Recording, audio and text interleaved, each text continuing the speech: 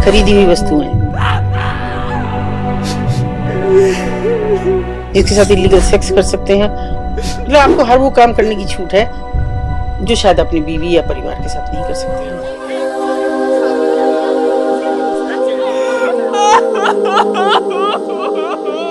ये वो अंडरगारमेंट्स नहीं पहन सकती। ये रूल है वहाँ पे? क्यों है वो खराब होते हैं? आपके घर के मर्द जा रहे हैं, वो आपके घर में नहीं आ रही। पैर का अंगूठा डाल सके उसके इंटरनल पार्ट्स में, कुछ भी ना कहने की इजाजत नहीं। कस्टमर का तो कोई 15 से 20 से कम तो है ही नहीं। रोटी कैसे मिली? एक दिन विरोध करती है तो मिर्च है, चूना डाल के मरते हुए।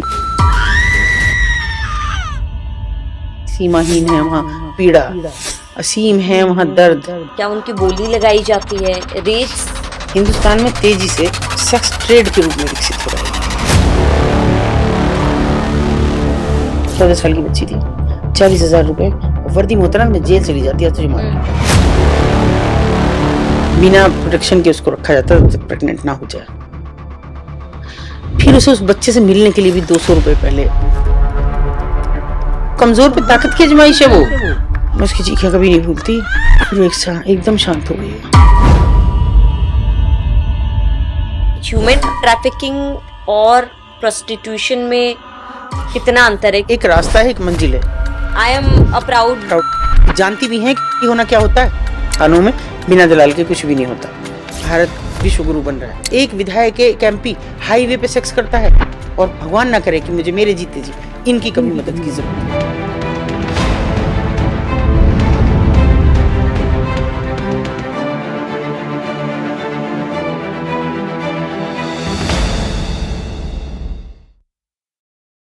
नमस्कार, आप देख रहे हैं NMF न्यूज और मैं हूं आपके साथ शाफनी पटनायक। जब एक बच्चा जन्म होता है, उसके कुछ साल बीत जाने के बाद उनके माँ बाप सपना देखते कि वो बड़े होकर क्या बनेगा, किस प्रोफेशन पर जाएगा। हम सभी यही सोचते हैं कि बड़े होकर मुझे इस प्रोफेशन में जाना है, किसी को डॉक्टर बनना है, किसी को इंजीनियर बनना है, किसी को जर्नलिज्म में जाना है। सब अपने अपने लिए प्रोफेशन चूज करते हैं, लेकिन एक ऐसा प्रोफेशन भी है जिसमें कोई जाना नहीं चाहता है, जो चुनना नहीं चाहता है, लेकिन मजबूरन उसे उस प्रोफेशन में जाना पड़ता है। मैं बात कर रही हूं आज प्रोस्टिट्यूशन की, सेक्स वर्कर्स की और इस प्रोफेशन के बारे में, इसीलिए क्योंकि शायद हम में से कोई भी इस मुद्दे पर बात नहीं करना चाहता या फिर बात करने से बचता है। और अमूमन ज्यादातर लोग, तमाम जो सेक्स वर्कर्स है, प्रोस्टिट्यूशन में जो बेचारी लड़कियां हैं, उनके लिए सिंपैथी तो जताते हैं, हमदर्दी है, उनके लिए बुरा भी हमें फील होता है, लेकिन हम लोग में से कोई भी उनके लिए कुछ कर नहीं पाता। या तो हिम्मत नहीं होती, या फिर हम इस पर सोच के कहीं ना कहीं इस मुद्दे पर बात करने से बचते हैं, या फिर इस मुद्दे को जाने देते हैं। लेकिन वो कहते हैं ना, भगवान धरती पर एक फरिश्ता जरूर भेजता है ताकि इंसानों को, क्योंकि भगवान खुद धरती पर आ नहीं सकता, तो इस पूरे प्रोफेशन में जो लड़कियां मजबूरन धकेली जाती है, ह्यूमन ट्रैफिकिंग की बात कर ले या अलग अलग तरीके हैं इसके, फंसती है, तो उन्हें बचाने के लिए भगवान ने धरती पर चंद लोगों को भेजा है। उन्हीं चंद लोगों में से एक शख्सियत आज हमारे बीच है, अतुल शर्मा जी, जो संकल्प फाउंडेशन की फाउंडर भी है, और इसके साथ ही कई ऐसी लड़कियों का उन्होंने रेस्क्यू भी किया है, निडरता से, साहस के साथ, हिम्मत के साथ, वो हिम्मत जो शायद बहुत कम लोगों में होती है। मैम, आपका बहुत बहुत स्वागत है। मैम, सबसे पहले अब तक आपने कितनी लड़कियों का रेस्क्यू कराया है? देखिए, मैं बहुत ज़्यादा तो नहीं कर पाई, क्योंकि मैं लोगों का सुन रही हूँ कि अभी 4,000 की, 5,000 की, मैं नहीं कर पाई। मैंने 562 लड़कियाँ अभी तक की हैं, और शायद बहुत छोटी है ये गणना, मगर मैं सोचती हूँ कि सभी अगर घर बस सकें और उनको पुनर्वास उनका हो सका, तो मेरे लिए बहुत बड़ी है ये गणना। 562 लड़कियों को मैं निकाल पाई वहाँ से 32 साल में। मैम, आप, मैं ये सवाल नहीं पूछूंगी कि आपने शुरुआत कैसे की, इसकी शुरुआत कहाँ से हुई थी। जो भी इंसान आपको जानता है वो जानता है आपने इसकी शुरुआत कैसे की, कितने कम उम्र में की है।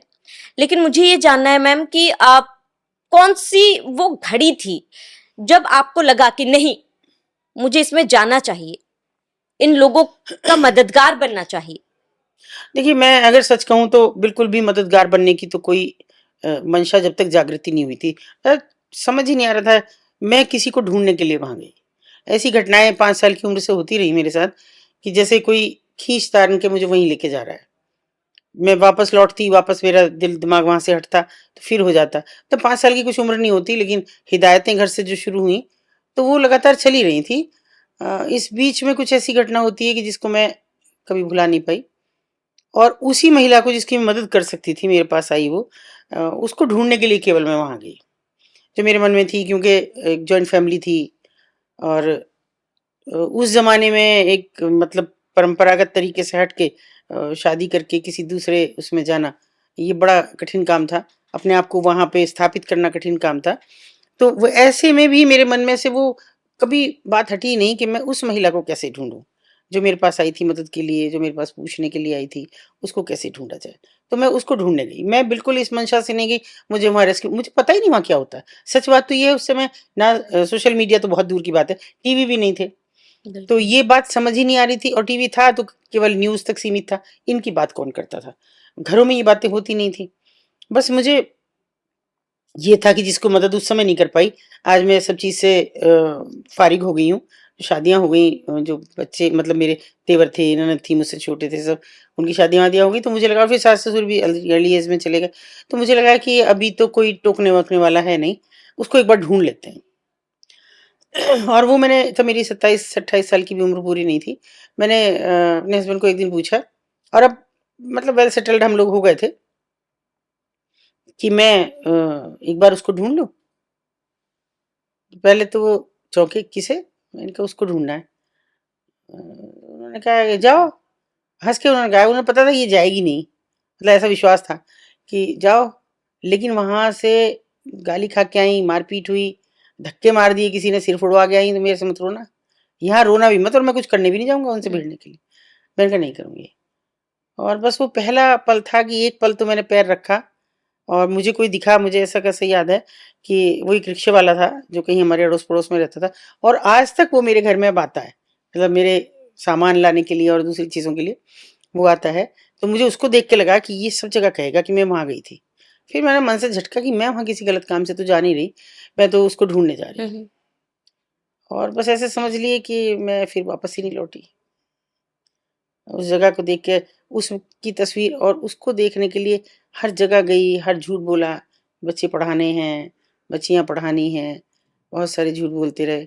उन ऐसे बजबजाती जगहों में बैठते रहे, उनका हाथ से लोग छूना भी पसंद नहीं करते, और मैं वहाँ पानी पीती रही, उनसे बनवा के चाय पीती रही, जबकि वहाँ बनाते नहीं, सब नीचे से आता। फिर भी मैंने शर्त रखती कि आप बनाओगे तो पीऊँगी, और बस फिर उन्हीं की होके रह गई, कभी लौटी ही नहीं। फिर तो इतने सारे लोगों का दर्द दिखा, वो तो मुझे नहीं मिली। लेकिन और लोगों का इतना दर्द दिखा कि जब भी एक लड़की निकालती तो मुझे लगता कि उनके प्रति जो मैंने अपराध किया, शायद वो मुझे माफ़ कर दें। और अब आप सब लोगों को मैं धन्यवाद कर रही हूँ, जितने पॉडकास्टर्स हैं, कि आपके ज़रिए मुझे अभी पिछले महीने ये बात पता लगी कि उनकी डेथ हो गई, और आगरा में उनकी डेथ हुई। किसी ने मुझे कहा कि वो गुज़र गईं, और आप ढूँढ रहे हो, और 2 साल हो गए उनको।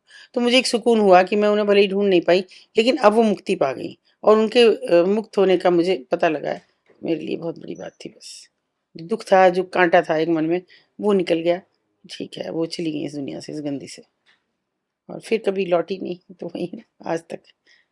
अ, रेड लाइट एरियाज मैम कैसे होते हैं? क्या, क्योंकि फिल्मों में अमूमन दिखाया जाता है, क्या पिक्चर वैसे ही है नहीं, जैसे? देखिए, अगर और फ़िल्में आप देखें उनकी मैं बात नहीं करती, लेकिन हम्म, गंगूबाई को अगर आप देख रहे हैं तो हम्म, काफ़ी हद तक, तो हम्म, 90% वो उन्होंने उसको देखा है, शायद हम्म, बहुत रिसर्च किया है। बस 10% तो लिबर्टी लेनी पड़ती भी है फ़िल्म विल्म बनाने में, और वो भी सच्ची कहानी है कि जब आलिया भट्ट को इस तरह से मारा जाता है, ये एक सच्ची घटना है, और बस इतनी सी लिबर्टी है कि उसको जिंदा दिखाया, लेकिन वो मर गई थी। उसको इस कदर मारा उस लोकल गुंडे ने कि वो मर गई थी। और वही बज बजाती सी ये लाइट सिंगल, मुझे लगे 10 वॉट की भी ना हो।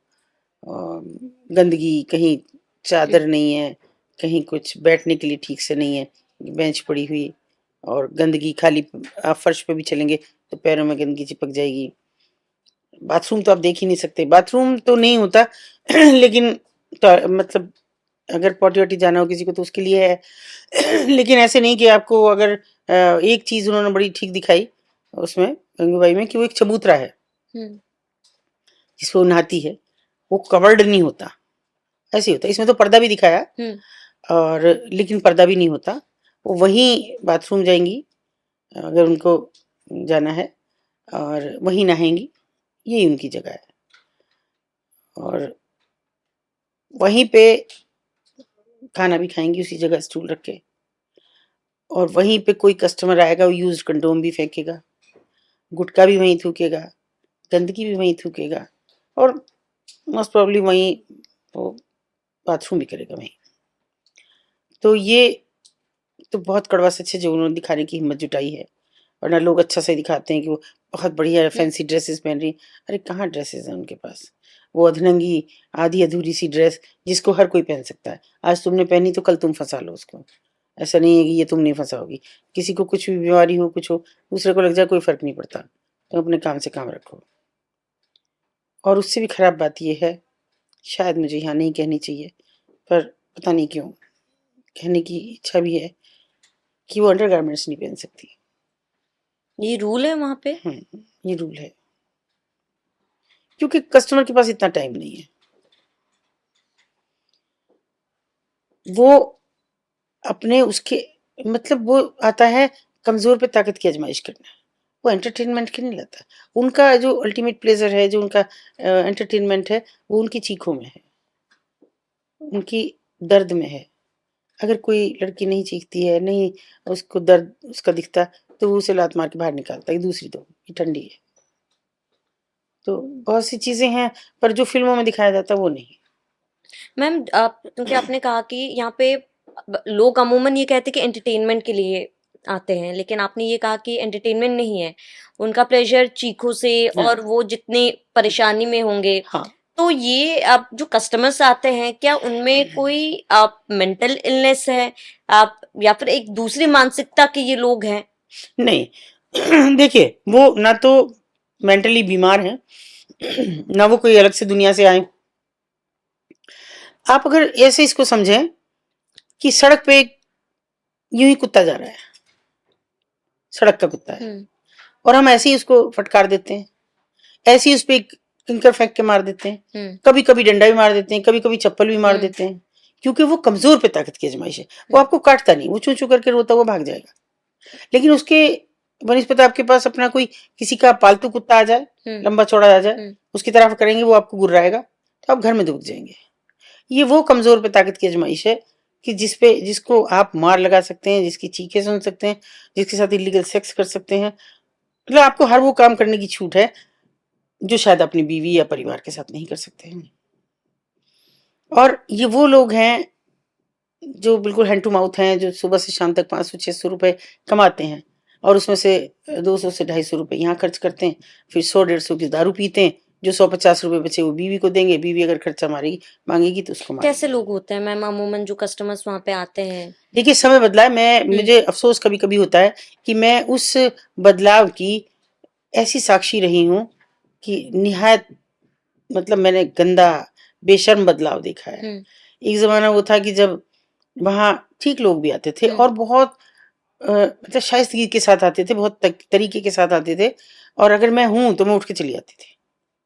अगर मैं, हो सकता है क्योंकि मेरा बहुत छोटा शहर है, अगर मैंने देखा कि कोई मेरे इर्द गिर्द का है, या मैं उसको कल पहचान सकती हूँ सड़क पे, तो मैं खुद भी उठ जाती थी। लेकिन और किसी एक के होके रहते थे, वो बता देती थी मालकिन ये मेरे हैं, मतलब मेरे पति हैं। ओके। ऐसे तो पता होता था कि ये है, इसका है, इसके कमरे पे रहता है, तो कोई ऐसा वो नहीं था। लेकिन धीरे धीरे जो बदलाव आया, पहले उन्हीं की बेटियां थी, मात्र सत्तात्मक परिवार थे, कुछ ऐसी फैमिलीज, कुछ ऐसी जनजातियां हैं, हम्म। और उनका ये था कि वो स्वेच्छा से थी, उनकी मर्जी करे तो वो यहाँ आए, नाच गा के पेट भरें, नहीं मर्जी करे तो अपने घर वापस लौट जाएं, शादी करें। लेकिन धीरे धीरे हम जैसे हमारे समाज में नरपिशाच लोग हुए कि जिन्होंने अपनी बहन बेटियों को फंसा के वहां बेचना शुरू कर दिया। बदलाव का दौर था, टीवी आ गया था, ठीक ठाक था, उसके बाद वो सीरियल्स आने लगे और खराबी हुई, और हर किसी को उपलब्ध हो गया, टीवी में देखना हर किसी को उपलब्ध हो गया, तो जो उसका एंटरटेनमेंट था वहां सूचित हो गया। अभी क्या, रिक्शे वाला है, प्लम्बर है, पेंटर है, जो सुबह शाम तक मुश्किल से 600 रुपए कमा पाते हैं, दिहाड़ी है, उनको एंटरटेनमेंट वही दिख रहा था कि मजा है, और जो हम बीवी के साथ नहीं कर सकते वहां करेंगे। उसमें कुछ भी हो, कुछ भी जिसका आप अंदाजा नहीं लगा सकते, वो कोई ऐसी चीज छिपा के ले जाएं जो उसके इंटरनल पार्ट्स में डाल सकें, वो पैर का अंगूठा डाल सकें उसके पैर इंटरनल पार्ट्स में, मतलब वो हर चीज जिससे उसको आनंद मिल रहा है। इससे लड़की चीख रही है, वो मना कर रही है। लड़की मतलब इसके खिलाफ नहीं बोल सकती या फिर कुछ भी ना कहने की इजाजत नहीं है, क्योंकि वो खरीदी हुई वस्तुएं हैं, उनको ना कहने की इजाजत नहीं है। उनको वो है जो कह दिया, कस्टमर भगवान है। ये सिंपल है कि दुकानदार के पास आप जाएं तो कस्टमर को भगवान की तरह मानता है, 100 तरीके दिखाता है, 100 उसकी चिरौरी करता है, ये ले लो, ये ले लो, ये नहीं पसंद तो ये ले लो। वो है, उनके वो कस्टमर हैं और वो भगवान है। मालकिन पहले से कह देती है, इनकी बदौलत हमारी रोटी है, तुम्हारी भी रोटी है। तो वो मना तो कर ही नहीं सकती, ना कहने का तो वो 60 साल का बूढ़ा भी हो सकता है, वो 18-19 साल का कोई लड़का भी हो सकता है, इसमें कोई रुकावट नहीं है। ना कहने का तो उनके पास तब होगा ना जब उनका कोई खैर ख्वाह होगा, कोई उनके सिर पे हाथ रखने वाला होगा। कोई नहीं है उनके सिर पे हाथ रखने वाला, कोई नहीं है जो आके कहे कि। तो मैम ये जो लड़कियां, क्या कोई एज बैरियर होता है यहाँ पे कि हर एज की लड़कियां वहां पर पाई जाएंगी, उनसे ये काम कराया जा रहा है? जो उपलब्ध हो जाए, जिसको फंसा सके आसान सड़क पे। देखिए हमारे इस टाइम में ये कहा जाता था कि एक 15 साल से 18 साल 19 साल तक की, या हाई स्कूल से ग्रेजुएशन तक की एक ऐसी उम्र होती है जब बेटियों को, बेटों को बेटों को भी बड़ी देखभाल की जरूरत है। बिल्कुल। और उनको ये देख के बहुत जरूरत है कि भटक ना जाए। तो जैसे हमको भी आदत है कि हम पड़ोस का भी होता तो हम कहते बेटा भैया से ये चीज लेके आना, है ना, या बेटे से कह रहे हैं बेटा वो वहां जीजी खड़ी है उससे ये चीज लेके आना। वो भावना पैदा हो जाती है, अच्छा मेरी जीजी है ये, है ना, वो मेरा भैया है, अभी नहीं है। तो वो धीरे धीरे जो परिवर्तन आया, तब हमें अपने पड़ोस की बेटी सबसे ज्यादा मुफीद दिखने लगी, अपने इर्द गिर्द की बच्ची सबसे ज्यादा कमजोर दिखने लगी, जिसको हम आसानी से फंसा सकते हैं प्रेम जाल में। कभी नौकरी के नाम पे उसकी गरीबी देखी तो नौकरी के नाम पे, उसकी थोड़ी सी हाव भाव ऐसे देखे तो प्यार के नाम पे, और इससे भी ज्यादा और गरीबी देखी तो शादी के नाम पे। बहुत सारे भटकाव के रास्ते हैं कि हम शादी करा देंगे, या हम शादी कर लेंगे खुद तुमसे और ले जाए शादी करके। लोकल जगह पे नहीं बेचते थे मैम? ना, नहीं, लोकल पे कैसे बेचेंगे, लोकल पे भी बेचते हैं। ऐसी मैंने कई घटनाएं मेरे सामने आई कि मेरे शहर में लड़की, लेकिन उसमें ये हुआ कि भगवान को मैं धन्यवाद देती हूँ कि 3 बार ये घटना हुई, और तीनों बार मैं बच्ची को पहले से बचा सकी। मेरे इर्द गिर्द की बच्ची थी और तीनों बार मैं उनको बच्चियों को बचा सकी, और इसका मैं भगवान को धन्यवाद देती हूँ कि मैं तो कभी पूजा भी नहीं करती, और फिर भी मुझे ये मौका दिया कि मेरी बच्ची बच सके। लेकिन ये कोशिश यही करते हैं कि दूर दराज में चली जाए, ताकि कोई पहचानने वाला ही ना हो, किसी से गुहार ही ना लगा सके। वहां तो लोकल में देंगे तो इनको ये भी डर लगा रहेगा कोई कस्टमर ना आ जाए ऐसा जो जानता हो लड़की को, वो इसके घर जाके शिकायत ना कर दे, वहां ना बता दे। फोन बाहर रखा लिए जाते हैं, पहले शुरू शुरू में नहीं थे, लेकिन जब उनको लगा कि ये लड़कियां उनसे फोन लेके हमें फोन करती हैं, तो वो फोन भी बाहर जमा हो जाते हैं। कस्टमर आए, फोन तो सबके पास छोटा है बड़ा हर किसी के, मजदूर के पास भी है, तो वो हमें बाहर जमा करा लेते हैं। तो वो ये भी सूचना नहीं दे सकती किसी को कह भी नहीं सकती। तो ये मतलब असल में ये ऐसा नेक्सस है जिसको तोड़ पाना आसान, तो मैं क्या कहूंगी, आसान तो है ही नहीं, लेकिन इच्छा शक्ति भी नहीं है लोगों की। बिल्कुल, है ना, इतना भर है कि मान लो मेरा, चूंकि वो मायका मेरा वहीं है, तो जैसे उतरती मैं कभी किसी लड़की को लेके तो हम्म। तुरंत कहते, अरे बड़े हैं तो, अरे बेटा अच्छा करा तूने, हमें तो पता ही नहीं लगता कब। जी जी तुमने अच्छा करा, तुमने लड़की निकाल दी बोले, अरे तुम भी कुछ अच्छा कर लो। मैं बिल्कुल। पूछती हूँ कि भैया कभी तुम भी कह दिया करो, हम्म। जी एक लड़की आई हुई है, वो एक लड़की आई हुई है, तुम नहीं कहते? कोई नहीं बताता, क्योंकि सब उनके स्टेक होल्डर हैं। अगर दुकानदार चाहें तो एक दिन भी बाजार ना चले, नीचे उनकी दुकानें हैं, ऊपर बाजार है, कैसे चलेगा? तुम्हारी सहमति से तो चल रहा है ना? अगर तुम्हें क्यों नहीं पता लगता, मुझे कैसे पता लग जाता कोई नई लड़की आई है? तुमको क्यों नहीं पता लगता कि कोई नई लड़की आई है? क्योंकि तुम्हारी इच्छा शक्ति पे विश्वास नहीं लोगों को। बिल्कुल। जो मेरे स्टेक, मेरे भी तो हैं इन्फॉर्मर, वो भी तो मुझे सूचना देते होंगे, वो तुम्हारे इन्फॉर्मर कभी नहीं बन पाए क्योंकि तुमने चाहा नहीं। अगर नीचे के दुकानदार चाहते तो कब का बंद हो जाता। बिल्कुल। तो ये तो ऐसा सिलसिला है। देखो मैं ये नहीं कहती इंसानियत टूटे, मर चुकी है मर मैम। चुकी है, बस मर चुकी है। और दूसरा मैं ये भी कहूंगी इसमें कि अगर शायद इक्का दुक्का लोगों ने कभी जज्बा भी दिखाया तो वो इस ढंग से कहा कि मैं मतलब बुरी तरह इरिटेट हो गई। जैसे मुझसे कहा, अरे कभी हमें भी दिखा के लाओ। दिखा के लाओ? क्या नुमाइश लगी, नौचंदी लगी है वहां? कहाँ दिखा के लाऊं? क्या है वहां? नहीं उन लड़कियों को दिखा लाओ। मैंने कहा चले जाओ, पैसे डाल लो जेब में, चले जाओ, हर कोई जा रहा है। नहीं नहीं ऐसे थोड़ी, हम ऐसे थोड़ी हैं। ऐसे नहीं हो तो फिर वहां क्या करोगे जाके? क्या करना? नाम भी खराब नहीं करना, जाना भी है। जाना भी है। क्या देखना चाहते हो उनको? उनके माथे पे कुछ लिखा हुआ है? वो नंगी खड़ी है वहां पे, क्या देखना चाहते हो? तो नहीं है किसी में जज्बा, नहीं है कि उनको हटाया जाए। बस वो खराब औरतें हैं बस। और मुझे खराब सख्त औरतों का नहीं, मतलब नहीं क्या है? क्योंकि समाज में अमूमन कहा जाता है कि वो खराब औरत है या फिर इस प्रोफेशन में है, ये गंदा काम वो कर रही है। मैम देखिए आपको मुझे कोई सख्त एतराज है इससे। कोई उन्हें खराब औरतें कहे, ये इससे तो मुझे हद से ज्यादा एतराज है।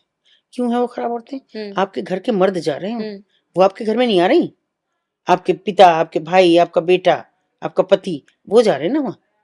वो किसी को बुला के आपके घर से लेके जा रही हैं, वो छीन के लेके जा रही हैं, वो अफेयर चला रही हैं आपके। वो तो आते हैं अपनी गंदगी झाड़ी और चले जाते हैं। क्या करते हैं वो? तो किस लिए वो खराब औरतें? खराब औरतें वो नहीं है, वो हैं जो स्वेच्छा से ये कर रही है, जो स्कॉट्स का काम कर रही है, जो लग्जरी जुटाने के लिए ये सब काम कर रही है। वो कहाँ, उनके पास कौन सी लग्जरी है? उनके पास तो ढंग से पहनने के लिए कपड़ा नहीं, उनके पास जूता नहीं, उनके पास सर्दियों में वो कपड़ा नहीं पहन सकती क्योंकि उनको तो ऐसे ही रहना अधरंगा। कैसे पहनेंगी? खिड़की पर लटकना है तो कैसे? क्या शॉल डाल सकती हैं, कार्डिगन पहन सकती हैं? नहीं पहन सकती क्योंकि फिर बदन नहीं दिखेगा।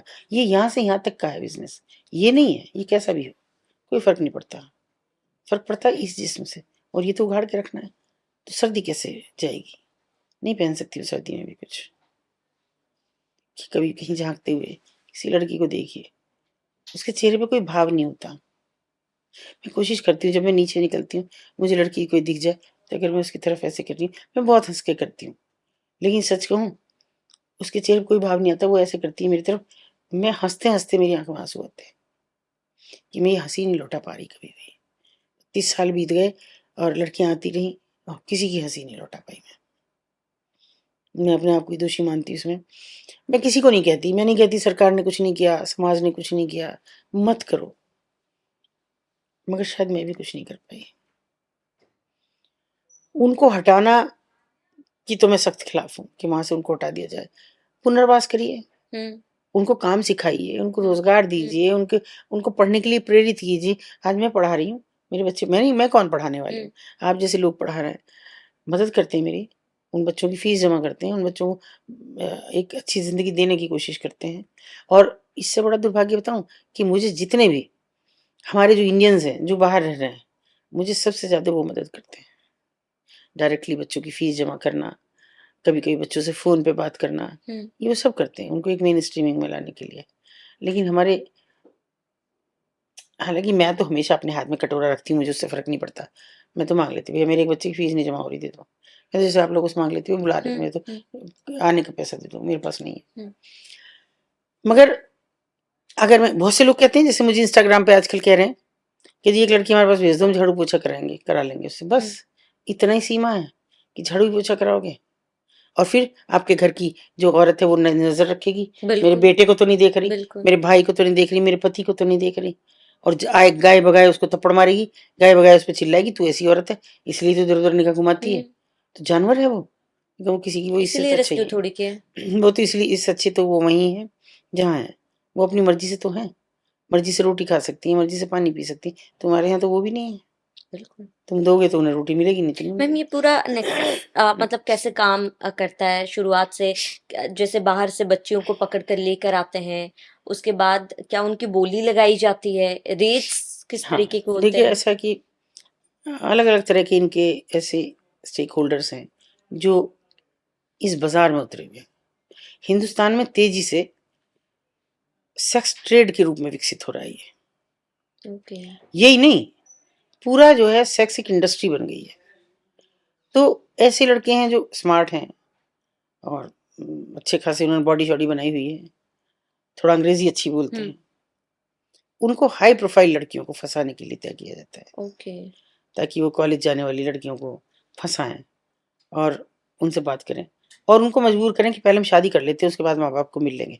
माँ बाप तो मान ही जाते हैं फिर, और वो पगली लड़कियां चल देती हैं, क्योंकि उनका टारगेट होता है 16 से 18 साल की लड़की जो ताज़ा ताज़ा कॉलेज में आई है सोचने और समझने की अभी शक्ति नहीं है इतनी उसमें ज्यादा। इतनी, हाँ वो कर रही है।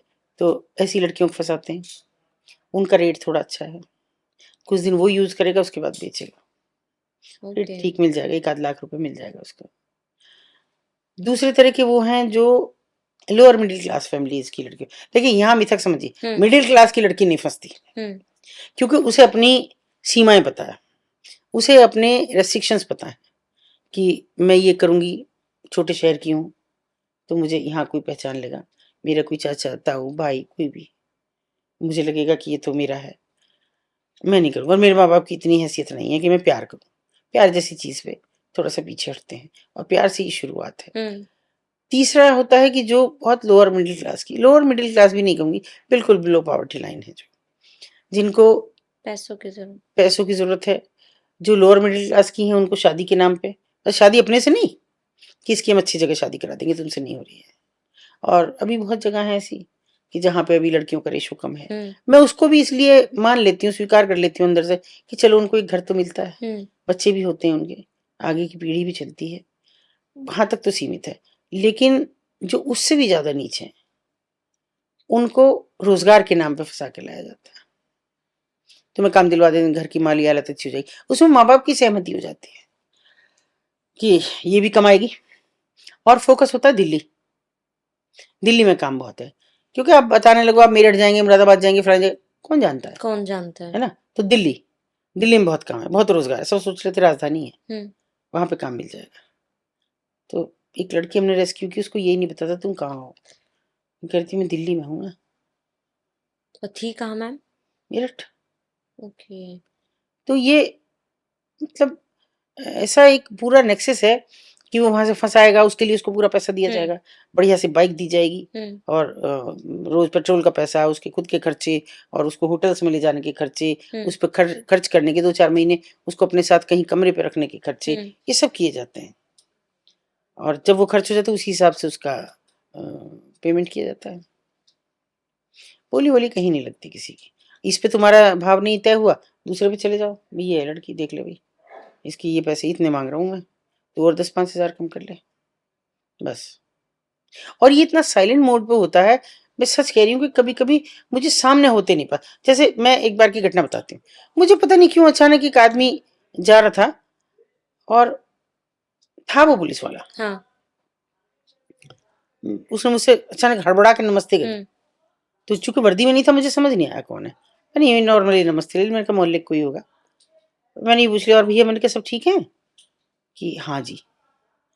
तो मैं कुछ सामान लेने लगी, इतने में मैंने देखा वो लड़का, वो आदमी था 40+ होगा, वो एक कमरे पे चढ़ गया,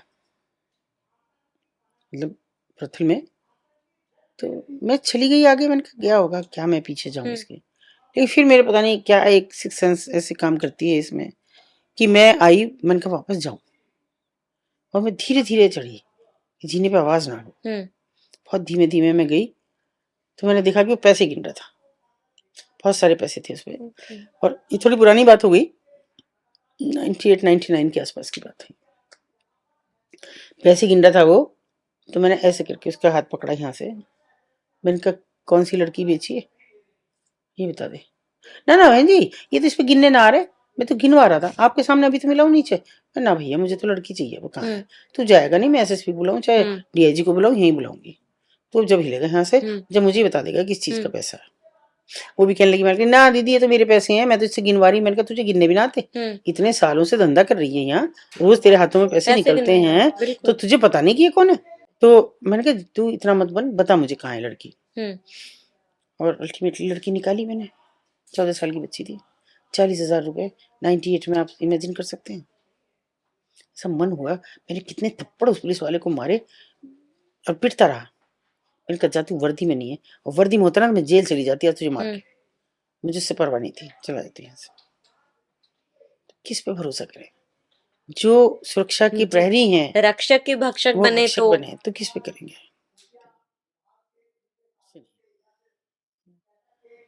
मतलब बहुत सी ऐसी चीजें हुई कि जिन्होंने मैं शॉक्ड रह गई। ये भी कि मुझे एक अधिकारी कहता है क्या अतुल जी आपने अपना तो खोया ही, हमारे भी खो दिया। मतलब कि आप उस लड़के का नाम लेती तो वो अच्छा खासा दे के जाता। नहीं मुझे समझ में आया। कोई कहता है, इसलिए मैंने कहा भी इनका पुनर्वास बहुत जरूरी है, कुछ ऐसी बातचीत चल रही थी। तो मुझे कहता है कि एक काम करो बहन जी, पुलिस वाला अपनी, मतलब वो चूंकि थोड़ा गोत्र वोत्र हमारे थे उनके, इसलिए बहन ही कहते थे, मतलब वो ऐसा करो हमारी अपनी भाभी को समझाओ, 2 रख लेंगे, एक इनमें से रख लेंगे, वो तो है ही, इसको अलग रख लेंगे, हो गया पुनर्वास। मैंने कहा शर्म करो भाई, कहती हूँ तुम्हें ये जरा भी लिहाज नहीं आ रहे कि तुम किससे ये बात कर रहे हो। तो किस पे भरोसा करूं फिर? मैंने कभी पुलिस पे भरोसा नहीं किया, फिर कभी भी पुलिस को बुलाया ही नहीं। कितने रेस्क्यू किए कभी नहीं बुलाया, हमेशा अपने आप किया। उसके बाद एंटी ह्यूमन ट्रैफिकिंग था ना, तो तुम्हें दूंगी मैं, काहे तुम्हें बुलाऊं। हाँ लेकिन थैंक टू मीडिया कि मुझे इन 32 सालों में जितना मुझे मीडिया ने सपोर्ट किया, मैं उनकी बहुत आभारी हूँ। अगर वो ना होते तो कब के मर गई होती मैं, कब क्या, कोई चीज ऐसी नहीं बची। और उससे भी ज्यादा मैं अपनी फैमिलीज को, दोनों को, मायके को भी ससुराल को भी, दोनों को कहती हूँ कि उन्होंने मुझे कभी मुझसे एक सवाल भी नहीं पूछा। बहुत बड़ी बात है ये मैम। कभी एक ये भी नहीं पूछा, क्योंकि देखिए उसके पीछे मैं जैसे मैं सिर ढक के गई हुई थी ऐसे ही सिर ढक के आ गई। ये पुराने उसमें मान्यता है कि सिर का आंचल गया जिस दिन उतर गया, तो आप समझ लीजिए कि यहाँ पे, अब ये तो शुरू से आंचल न ढक रहे, लेकिन आपने ढका, तो मैंने वो ढका के आखिर तक रखा। आज भी, आज मेरे सास ससुर नहीं है, जेठ मेरे कोई है नहीं, लेकिन फिर भी मैं सिर ढक के निकलती हूँ घर से। तो वो मैंने मर्यादाओं को वहीं के वहीं रखा, क्योंकि मैं उस जगह जा रही थी जहां मर्यादाएं हैं नहीं। तो मुझ पे ये प्रभाव हो सकता था कि मैं उच्छृंखल हो जाऊं, अजीब बदतमीज हो जाऊं। करती हूँ मैं गाली गलौज, मैं इससे इनकार नहीं करती। बहुत लोगों ने मुझे कहा कि ये क्या है, समाज सेवा, ये गुंडे। जिस काम में आप हैं उसमें तो, और देखिए मैं उनका बच्चा, उनकी लड़की ला रही हूँ, उनका पैसा छीन रही हूँ, तो वो मुझे क्या प्यार से कहेंगे लो जी? मैं पूछती हूँ सवाल को कि जब पुलिस किसी चोर को पकड़ती है, प्यार से उससे चाय पिला के पूछती है क्या? मारती है ना 2 थप्पड़।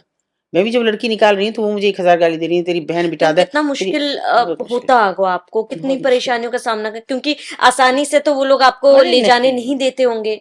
सवाल नहीं उठता। जैसे एक लड़की की काफी दिन से हमारे पास सूचना थी, उसका भाई आया हुआ था और वो हमसे लगातार कह रहा मेरी बहन निकाल दो, और प्रॉपर खबर दे रहा था, ये कमरा है, इस कमरे के नीचे ये दुकान है, और दुकान ये है, मेरी बहन निकाल दो। मैंने कहा फोटो उनके पास था नहीं, कोई फोटो स्टेट थी, फोटो की भी कभी हाई स्कूल की। अब ये तो दिख भी नहीं रही, भाई मैं लड़की कैसे पहचानूं? बोले ये नाम है, नेपाल की लड़की। चलो कोशिश करते हैं, आ जाओ। हमने कहा तुम नीचे उतरना, मैं लड़कों को नहीं बुलाती हूँ, तुम नीचे रहना, और मैं देखती हूँ अपने वॉलंटियर्स के साथ। हम 2-3 लोग गए, महिलाएं, मैं ऊपर कभी जेंट्स को ले जाती, आसान होता है उन पे इल्जाम लगना। मैंने सब लड़कियों को गौर से देखा, दिमाग में वो फोटो रखा, कोई लड़की मुझे नहीं लग रही उस जैसी।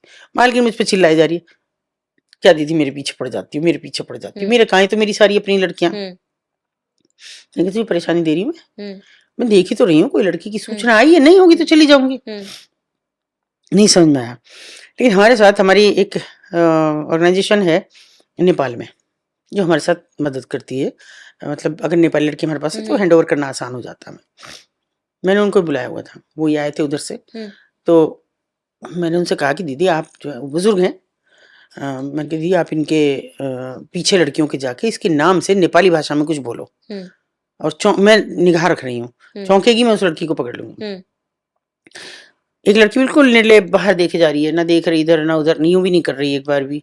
जाने कैसे संज्ञा शून्य कर दी जाती हैं कि कुछ नहीं देख रही है, ये भी नहीं देख रही कि भाई ये आई हैं, मुझे तो पूछ रही है, नाम ले रही हैं बार बार। तो नहीं, उसके चेहरे से एक्सप्रेशन से पता ही नहीं लग रहा था। दीदी ने जैसे ही जाके कहा, उसका नाम लेके पुकारा, एकदम चौंकी, और चौंक के फिर ऐसी होगी जैसे कुछ ही नहीं। हमारे लिए इतना बहुत था। मैं गई उसके पास और मैंने उसको ऐसे भर लिया अपनी इसमें, और वो बैठती चली गई नीचे। और बैठने के बाद उसने कहा कि मेरा बच्चा इनके कब्जे में, मैं नहीं जाऊंगी। अच्छा। मैंने झूठ बोला, मैंने कहा बेटा बच्चा तो नीचे, हम तो पहले ही ले आए, हमें तो तेरे भाई ने बता दिया, तेरा भाई भी है, उसके पास बच्चा है। खुश हो गई। तो अभी आसान थोड़ी था वहां से लेके चलना। मैंने कहा तू आगे आगे चल, बाकी जो होगा देखा जाएगा, मीडियम हम बराबर है। उससे भी मुझे इसलिए हिम्मत बंधी रहती है। जैसे वो लड़की उतरने लगी, वो तो उतार दी हमने, दूसरे वॉलंटियर्स को फट से हैंड ओवर कर देते हैं। जेंट्स वॉलंटियर हमारे तुरंत चढ़ते हैं, लड़की को हैंड ओवर कर लेते हैं। और मैं कहा सीधे चौकी पे ले जाओ, सामने चौकी है। और पीछे से कपड़े फाड़े, साड़ी ये पिन रहती है तो ये हटाई। मैं बहुत सावधानी के साथ साड़ी बांध के जाती हूँ। तो वो सब फाड़ फूड़ के उसने, मैं करती रहती हूँ, जो तुझे करना हो तू वो कर, बच्ची तो मैं लेके जाऊंगी। फिर मैं एक काम करती हूँ कि जब मुझे बहुत सारी लड़कियां छिपी ढकी इधर उधर दिखती हैं, तो मैं ऐसे कह देती हूँ देखो ये कमरेला है, 5 इसके ये हैं, तुम इनको जिसको पकड़ लोगी मैं उसे निकाल दूंगी आज, बस सोच लो पूरी तरह सुरक्षित हो। 3 लड़कियां निकाली हमने उसके साथ साथ। 2 ने और मेरी उंगली पकड़ी, वो चिल्लाई खूब, बहुत गालियां दी कि तेजा ये कर दूंगी, तेरी लड़की बिठाऊंगी, तेरी बहू को बिठाऊंगी, तुझे बिठाऊंगी, 100 गालियां दी उसने। कोई बात नहीं, ये मैं ले आई, बच्चे निकाल ली, हैंड ओवर हो गई, सारी चीज हो गई। फिर मैं अगले दिन जाती हूँ, जरूर मैं जाती हूँ। मैं गई अगले दिन, वो देख के फिर आ गई, अब क्या करके रहोगी, अब क्या कर, बड़ी बेवकूफ है, कल चाय पी थी क्या मैंने? मैं अब चाय पीने आई हूँ, चाय मंगा, मेरा सिर दर्द हो रहा कल से, चाय मंगा ले। अरे मंगा रही हूँ, देखना ऐसे मत करा करो, तुम मुझे बता दिया करो कब लड़की ने, मैं तू इतनी भली मानो से गायब कर देगी है। मैंने कहा चाय मंगा, फिर मैं जब जाऊंगी तेरे यहाँ से। मैं ऐसे नहीं कि उनसे मेरी कोई दुश्मनी है, नहीं उलझना नहीं, मैं दुश्मनी नहीं मानती। दुनिया के सताई, अगर उनके साथ ये हुआ था, आज वो दूसरे के साथ कर रही है, वही तो देंगी जो उनके साथ हुआ है, तो वही कर रही है, मैं क्यों उनको सताऊं? तो मैं तो जानबूझ के जाती हूँ उनका। वो मुझे कभी कोई साड़ी ला दें, बहुत सी राजस्थान की है, दीदी यहाँ आए हुए हैं, ले ले साड़ी, ले ले, पहनूंगी, बहुत दिल से पहनूंगी उसे, पहनती हूँ, अगले दिन ही जाऊंगी, जल्दी जल्दी तैयार करा के पहन के जाऊंगी कि मैंने पहनी है। ऐसे नहीं है कि मेरा उनसे, मैं अपने यहाँ, मेरे यहाँ शादी हो, मैं बुलाती हूँ, उनको मजबूर करती हूँ, बच्चों का जन्मदिन मनाओ, कहेंगे दीदी आज तो है नहीं, बच्चे कब हुए पैदा, कोई बात नहीं, जब मर्जी, कितने साल का, 3 का, मैंने कहा चलिए तारीख फिक्स, मंगाना हो इसका जन्मदिन, मैं केक मंगाऊंगी, फिर सब झंडी लगाएंगे, सब करेंगे, तो करती हूँ। ऐसा नहीं है कि उनको भी पता है, इसीलिए मुझे बहुत कम नुकसान हुए। मुकदमे तो बहुत कराए, लेकिन वो सब दलाल और पुलिस और ये सब, क्योंकि पुलिस उनकी स्टेक होल्डर है।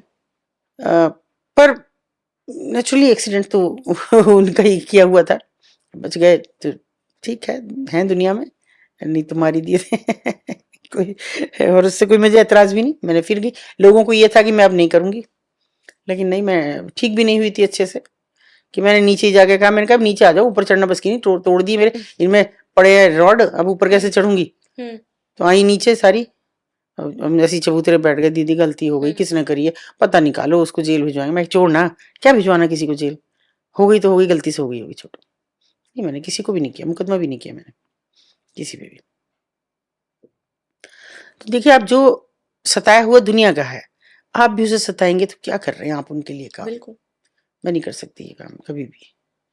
वो मुझे लाख गालियां दें, मुझे मुकदमे कराया, मुझे 4 जगह मुझे दुनिया भर की बातें सुनाया, मुझे कोई फर्क नहीं पड़ता।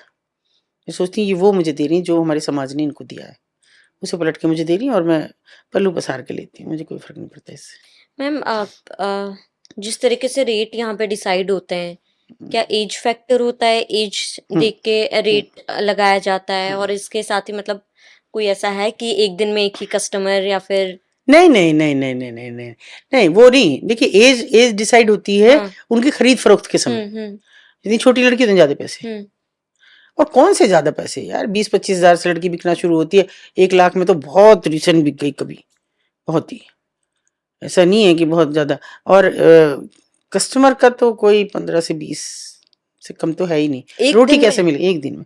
रोटी कैसे मिलेगी? देखिए उसमें बहुत सारों का हिस्सा है, मालकिन भी लेगी। जो मालकिन 2 तरह की होती है, एक ब्रोथल कीपर, एक ऑनर। एक वो जिसकी बिल्डिंग है, एक वो जो की मतलब चला रही, किराए पे लेके चला रही ठीक है। उसका, उन दोनों का जाएगा। फिर पुलिस का जाएगा, रेस्क्यू ऑफिसर का जाएगा, और जो उनके पिम्प्स हैं उनका जाएगा। अब बचा रोटी भी खानी है, तो उनके पास कितना आता होगा? 200 से 250 रुपए उनका है रेट पर कस्टमर। हाँ, ना बचे उनके खाने के लिए तो नहीं खाने की है रोटी आज, या कोई दूसरी लड़की के पास ज्यादा कस्टमर आ गए तो वो मदद कर दे, आज रोटी खा लो, तुम हमारे में से खा लो। तो ये कस्टमर्स डिसाइड करते हैं कि उन्हें कौन हाँ चाहिए? ये वो करेंगे, लड़कियां बैठी हैं वो करेंगे ये वाली चीज, कोई ना नहीं है, वो लड़की ये नहीं कह सकती मैं नहीं। ये तो इस प्रोफेशन का हिस्सा ही नहीं है ना, ना कहना तो उनका ये भाग्य है। जो विरोध करते हैं, देखिए पहली बात तो विरोध तो पहले दिन ही खत्म हो जाता है, जिस दिन लड़की आती है, जब उसे दिखता है कि कहाँ फंस गई, कैसे इन नर पशुओं के बीच में जिंदा रहूंगी।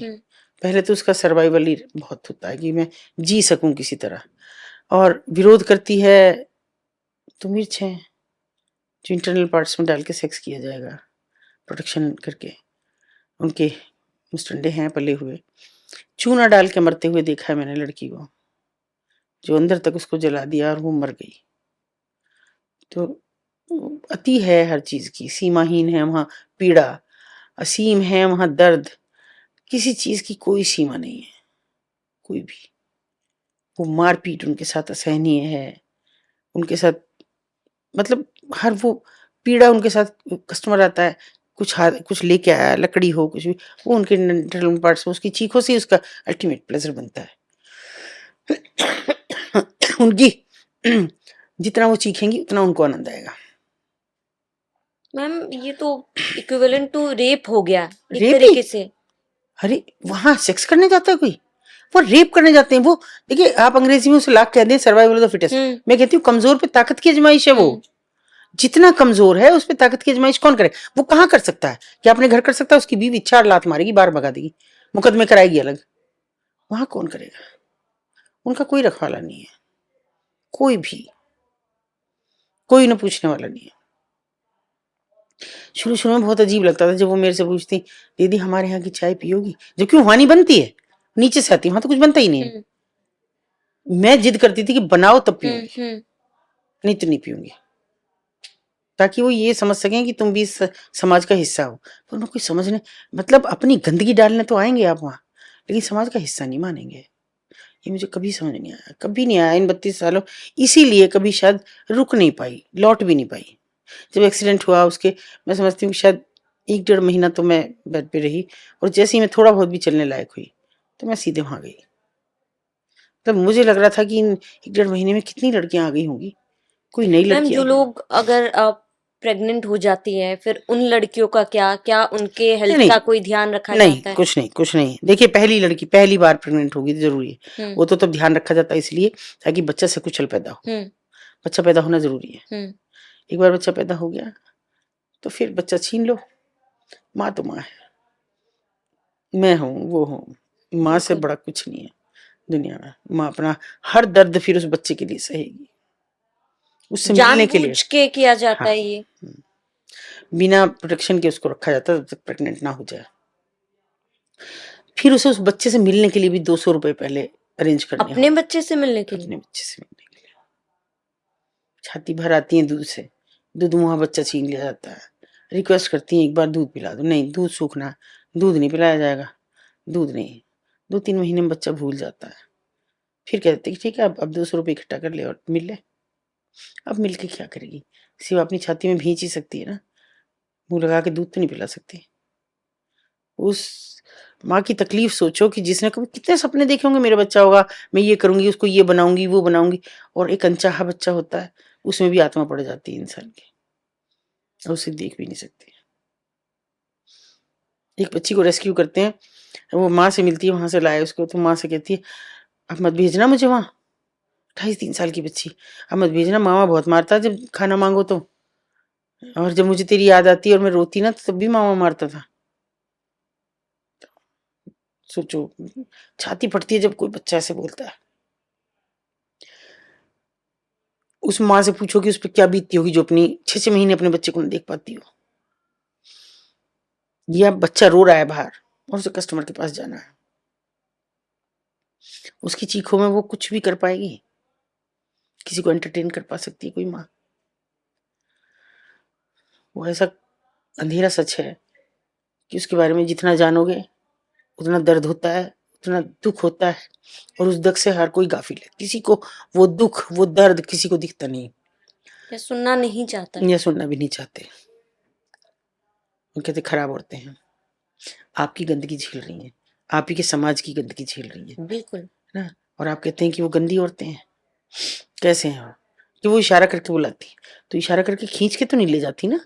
वो उनका प्रोफेशन है कि वो इशारा करें, मत जाओ। वो तो कहती है कि हमारी तो दुकान है, मत आओ, जब ग्राहक नहीं आएगा हम झाड़ू पोछा करेंगे, कुछ भी करेंगे पेट भरने के लिए।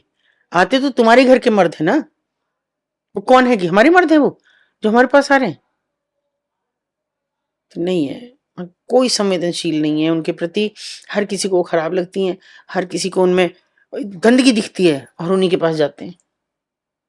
मैम, आपने जब शुरू किया था, आप बहुत साल पहले नथ चढ़ाई की उतराई। रस्म की जाती उतराई थी, उतराई की रस्म की जाती थी, तो तब आप ये कहते थे कि तब बहुत आसानी हो जाती थी हाँ। आपके लिए। अगर हाँ। वो प्रथा अभी चलती तो आपके लिए आसान हो बहुत जाता आसान लड़कियों होता। को पहचानने में। हाँ नहीं, और वो ऐसा समय था कि बड़े रूल्स रेगुलेशंस थे, क्योंकि 14 साल से पहले कोई लड़की इस धंधे में डल ही नहीं सकती थी। और हमें दिख रहा है इसकी नाक में नथ है, तो ये भी डर बना रहता था कि दीदी को पता लग गया कि कल इसकी नथ उतर गई तो कैसे करेंगे, क्योंकि वो बड़ी रस्म होती है। जैसे हमारे यहाँ दस्तान करें या कुछ और भी आयोजन करें, बच्चे का जन्मदिन करें, ऐसे करके वो पूरा खाना वाना सबका होता है, बड़ी झंडिया वंडिया लगाते हैं, सब चीज करते हैं। लेकिन वो सुरक्षित थी बच्ची तब तक, जब तक कि वो इस लायक ना हो जाए कि वो किसी मर्द कोठे को। में ही रहती थी वो हाँ हाँ बच्ची। हाँ हाँ, वहीं रहती थी और नाक में नथ लिए, तो समझो कि वो अभी इस प्रोफेशन से दूर है। लेकिन अभी जो समय बदला, इसमें नथ उतराई तो खत्म हो गई, वो तो रही ही नहीं। एज बैरियर भी नहीं है ना, अब कोई एज बैरियर नहीं, क्योंकि लोग मांगते बच्चा। क्यों? शुरू में ये हुआ, शुरू मैंने पूछा भाई ये क्या नया नया शुरू हुआ है कि ये छोटे बच्चे की डिमांड बढ़ी है तुम्हारे यहाँ? तो दीदी यूँ कहते हैं कि एड्स नहीं होता छोटे बच्चे के साथ सेक्स करने से। अजीब में तक है, खुद ही बना लिया कि एड्स नहीं होगा। छोटा बच्चा कहाँ से एड्स ले आया कि तुम्हें भी हो जाएगा, चाहे पॉजिटिव हो जाओगे, तुम ही तो दोगे उसको। तो फिर नहीं, ऐसा ही है दीदी, ऐसे ही है। फिर नया आया कि एक तो विरोध नहीं करेगी वो बच्ची, रोएगी ज्यादा, चिल्लाएगी ज्यादा, रिक्वेस्ट करेगी छोड़ दो। उसे नहीं पता कि तुम्हें अभी हर रोज करना है, कितने बार करना है। और फिर वो उसकी जो इंटरनल पार्ट्स होते हैं वो टाइट्स होते हैं, तो आपको वो प्लेजर देगी। मतलब हाँ, प्लेजर की कोई मान्यता नहीं है, कोई मानक तय नहीं है। छोटी बच्चियां छोटी उस बच्ची चीज को झेल पाती हैं, क्योंकि एट द एंड क्या उन्हें हेल्थ इश्यूज नहीं होते मैम? होते हैं, होते क्यों नहीं? सिफिलिस जैसी एक बीमारी है, यौन रोग है, वो हो जाता है, से पूरा शरीर दानों से भर इलाज जाता करवाते है। हैं? नहीं। अभी तो देखिए, उसके बाद जब हमारा वहाँ बराबर दखल हो गया था तो इलाज भी है।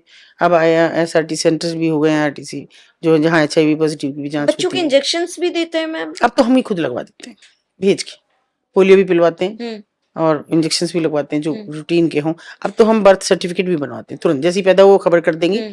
और मेरी ये वॉलंटियर है, ये तुरंत जाके उनके सबके बर्थ सर्टिफिकेट बनाती है, किसी की डेथ हो जाए डेथ सर्टिफिकेट भी बनाती है। और जो प्रॉपर कागज हैं उनके सबके हमने आधार कार्ड बनवाए, वोटर कार्ड बनाए और राशन कार्ड भी बनवाए कि जो प्रॉपर हैं उनके, ताकि उनके नाम पे कोई उनको ना परेशान करे, वो सब उनके पास है। ऐसा नहीं है कि वो नहीं है। और बस ये है कि थोड़ा आइडेंटिटी हम छिपाते हैं कि ये नहीं बताते सेक्स वर्कर। शुरू में इतनी नहीं थी हमको समझ, हम लिखते उसमें सेक्स वर्कर तो फाड़ के फेंक देते, ये क्या, ये भी सुनने को तुम तैयार नहीं हो। सेक्स वर्कर्स को तुमने एक नाम दे दिया और उसके बाद ये सुनने को भी तैयार नहीं हो। ऐसे तो फिर इसी समाज की फिर हमने लिखना शुरू कर दिया गृहिणी जब किसी का बनवाते। तो है सबके पास कागज, तो कोई जब समाज एक्सेप्ट नहीं करेगा तो तरीका बदलना पड़ेगा। बस वो बदला उससे, बस है सबके पास, सब वोट भी करती हैं। पर हम वोट ज्यादातर मना कराते हैं कि हर बार वोटिंग के टाइम पे दोनों तरफ बैनर लगा देते, कृपया वोट के लिए संपर्क ना करें। जब पूरे 5 साल आपको पता नहीं होता ये औरतें कौन है, तो वोट क्यों? बहुत लोग हैं ऐसे जो अपनी उसके लिए आते हैं हमारे पास। जैसे एक बड़ा वो बाबा पड़ा है जो जेल में, बाबा राम रहीम, उनके बहुत अनुयायी हमारे पास आए, अरे बहन जी इन बहनों को बाबा का प्रवचन सुनवाओ। मैंने कहा बाबा यहीं आके दे देगा, मैं यहीं नीचे अरेंजमेंट करा दूंगी और हॉल में करा दूंगी नीचे। अच्छा। हाँ दे दे आजा प्रवचन। नहीं यहाँ तो नहीं आएंगे बाबा, मैंने कहा अपने घर बैठा रहे, इनको उसके प्रवचन की जरूरत ना है। जब जेल सजा सुनाने पहले की बात बता रही है? पहले की बात बता रही हूँ। हाँ फिर वो उसने फिल्में बनाई, बहन जी फ्री ऑफ कॉस्ट एक शो रखना चाहते हैं इन बहनों के लिए। मैंने कहा इन बहनों को आवे वो बुलाने, नहीं आ जाए, आए कि चलो बहनों मेरे साथ चलो, किसी को मानता भी है वो बहन, मान नहीं जाएगा ना। मैंने कहा नहीं आया, फिर वो भी हुई बात खत्म। फिर बहुत उसने जिद की बहन जी कुछ बहनों की शादी करा दें हम। मैंने कहा पहले किसी और की कराई हो तो बताओ, देखो जी ये फोटो हमने बहुत बहनों को कराई। मैंने कहा इनके मुंह ढक रहे हैं, कहाँ से छुड़ाई मुझे वो बता दो। ये अगर किसी भी रेड लाइट एरिया से छुड़ाई हो तो मैंने कभी मैं भेज दूंगी अपने यहाँ की लड़कियों को, जाओ दो तुम मुझे। उसका जवाब नहीं था उनके पास, सब फर्जी वहां चल रहा था। तो ऐसे लोग क्यों संपर्क करते हैं, मुझे नहीं समझ में आया कभी भी, क्यों, क्या चाहिए आपको, अपने फायदा है फिर दिखाने के लिए लोगों को कि मैं देखो कितना नेक काम कर रहा हूँ। बाबा आंखों में आंसू भर भर के उनको विदा करता या फिर ये भी तो कह सकते मैम एक दलदल से निकाल के दूसरे दलदल में डाल, और ज्यादा बुरी दलदल, बहुत ज्यादा। और मैं तो सैल्यूट करती हूँ प्रकाश झा साहब को कि जिन्होंने उसके नाम पे बदहाल आदमी के और ये आश्रम जैसी सीरीज बनाई।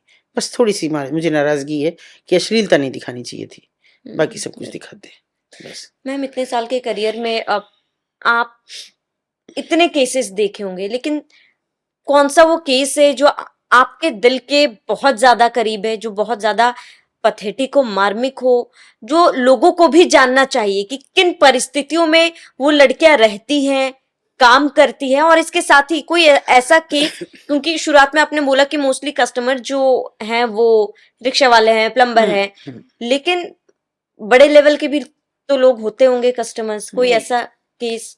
बड़े लेवल का कोई कस्टमर उनका नहीं होता, कोई भी नहीं होता, क्योंकि अब तो आपके बेडरूम में आपको ओटीटी सब कुछ परोस रहा है, बिल्कुल वहां कोई क्यों जाएगा।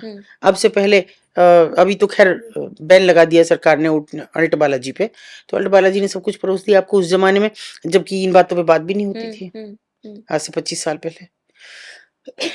वो एक पति होता है, फिर दूसरे के पास चली जाती है, फिर दूसरे से छूटती है, फिर उसी के पास आ जाती है। मुझे एक मर्द हिंदुस्तान का बता दो जिसकी बीवी एक रात कहीं और किसी के साथ रह के आ जाए और वो उसे रख ले। तो ये इसने जो परोसना शुरू किया एकता कपूर जैसी महिला ने, ये बहुत खराब था। रहा सहा अभी ओटीटी आपको परोस रही है, हर 2 मिनट बाद डर लग जाता है बच्चों के साथ कुछ देखते, अच्छा भला देखते हुए भी कि कहीं कोई अश्लील सीन ना आ जाए, तो वो सब आपको परोस रहे, तो बड़े लोग क्यों जाएंगे वहाँ, कहाँ जरूरत है। वहाँ तो वही है रिक्शे वाले, ठेले वाले, प्लम्बर, कोबलर, ये सब लोग हैं, वहाँ कोई नहीं जाता। जो हैंड टू माउथ हैं, जिनको 500-600 रुपए की दिहाड़ी बनती है और उसी को आधा यहाँ बर्बाद करते हैं, आधा पीने में बर्बाद करते हैं, बच्चे कुछ में बीवी को पीटते हैं दे दा के, बस इतना सा एक सर्कल है ये जो चल रहा है। बाकी घटनाएं तो इतनी हैं कि मैं अगर बताने लगूं तो मैं थोड़ा सा, जानते हो आपके लिए मुश्किल, आपने तो जिया है। एक बच्ची के लिए एक फोन आता है मुझे मालकिन का कि आ जाओ शहर से थोड़ा दूर। मैंने सोचा कोई ट्रैप हो सकता है ये, मैंने कहा क्यों, तू तो मुझे कभी फोन नहीं करती और वहां क्यों बुला रही है मुझे, वहां क्या मतलब है। वही दीदी यहाँ पे एक मेरी जानने वाली का नर्सिंग होम। क्या तेरी जानने वाली की नर्सिंग होम से मेरा क्या लेना देना है। वो बताएगी दीदी एक लड़की भर्ती है आप आ जाओ, और ये यहाँ भर्ती नहीं कर रहा है इसे। मैंने फिर भी अपने 2-4 साथियों से कहा कि मेरे साथ तो मत रहना, पर इधर उधर रहना, पता नहीं क्यों मुझे ऐसा क्यों लग रहा है कि ट्रैप हो सकता है और मुझ पर कोई हमला भी हो सकता है। मैं वहां पहुंची तो वो क्या नर्सिंग होम तो कुछ नहीं था, वो 2 कमरों का एक मकान सा था, उसमें एक में सेटअप सा कुछ लगा रखा था उसने, शायद कोई झोला छाप डॉक्टर थी। लेकिन वो चिल्लाई मुझे देखती बहुत तेज कि अब क्यों आई आप और ले जाओ इसे यहाँ से। मैंने कहा क्या, मुझे तो समझ नहीं आ रहा कि आप हैं इसकी माँ। हाँ मैंने कहा ऐसे ही समझ लो। मुझे समझ लो का क्या मतलब है, मुझे समझ में आया। उसे अभी तक पता नहीं था कि ये सेक्स वर्कर है जो महिला ही है, उसको नहीं मालूम था। वो झूठ बोल रही थी कि मेरी जानने वाली है, इसने ऐसे दूर दराज में देख दाख के उसको लेके आई। मैंने कहा बात क्या हुई है इस लड़की को, और मैंने कहा ये लड़की कौन है, मैंने वो लड़की कभी देखी नहीं थी, इसका मतलब वो 1-2 दिन पहले ही आई थी। मैंने कहा ये कौन है, दीदी मेरी बहन की लड़की है, मेरी ये है और ये आप ना जानती है इसको। मैंने कहा क्या बात कर रही हो, मैंने तो देखी नहीं तुम्हारे यहाँ। फिर भी मैंने कहा चलो आप डॉक्टर साहब इसके वो करो जी, पुलिस केस है, मैं नहीं करूंगी। मैंने कहा हुआ क्या है, तो मुझ पर इतना चिल्ला के पड़ी, बोली आपने कभी चूना भिगोया है। हाँ मैंने कहा भिगोया बहुत बार। तो उसमें उंगली डाल के देखी, मैंने कहा उंगली तो नहीं डाली, लेकिन उसमें आग लगती है, क्योंकि हमारे जमाने में तो चूना ही होता था घरों में, तो उसमें बड़ी आग सी निकलती थी। हाँ। और हाथ दूर रखते थे बच्चों को, दूर और चींट पड़ जाएंगी। हाँ। तो बोली इसकी इंटरनल पार्ट्स में चूना डाला गया है, ये क्योंकि अब क्यों डाला ये तो ये बताएगी। वही दीदी तैयार नहीं हो रही थी, इंटरनल पार्ट्स में चूना डाला उसके, उसके बाद प्रोटेक्शन के साथ सेक्स करने की कोशिश की, हो नहीं पाया, लेकिन वो अंदर चला गया चूना, और वो पूरी तरह से बस्ट हो गया था उसका अंदर। वो जैसे ही पानी के संपर्क में, रसायनों के संपर्क में आया, बस्ट करता चला गया, क्योंकि इसका सब चीज फट चुकी है, कोई मिनट की मेहमान है। और वो ऐसे चिल्ला रही थी जिससे कोई जिभा होता हुआ जानवर। मैं उसकी चीखें कभी नहीं भूलती। और फिर एकदम शांत हो गई वो, खत्म। सारे दुख दर्द से दूर। मुझे लोग कहते हैं कि आप वहां बदतमीजी कर देती हो, क्या नहीं करूं ऐसे में। मारा मैंने उसको, कई थप्पड़ मारे कि तुझे तो थप्पड़ भी नहीं, तुझे तो कुछ भी सजा तेरे लायक सब कम है। अरे तुझे ये बच्ची नहीं तैयार थी तो कुछ दिन और देख लेती, किस बात का तुझे भय था। मेरी तो नजरों में तुम जब भी नहीं आने देती हो। तूने जिंदगी छीन ली उसकी। किसकी बच्ची थी, आपको कौन थी। क्यों बुलाया था? पुलिस केस ना हो जाए।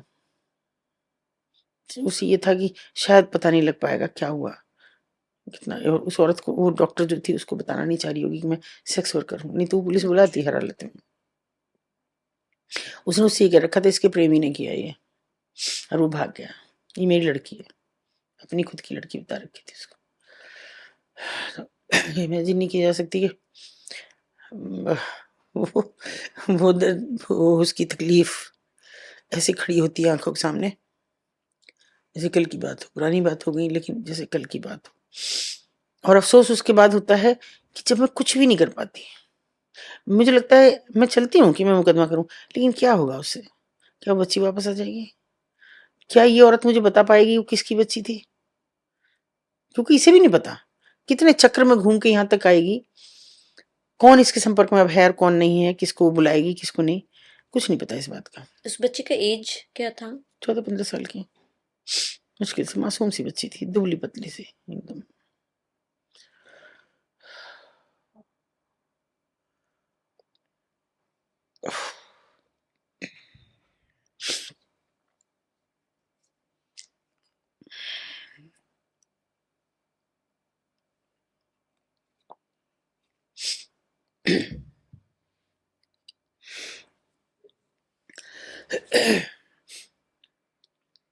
बहुत ऐसी घटनाएं हैं कि जिनको मैं डिस्क्राइब नहीं कर पाऊंगी,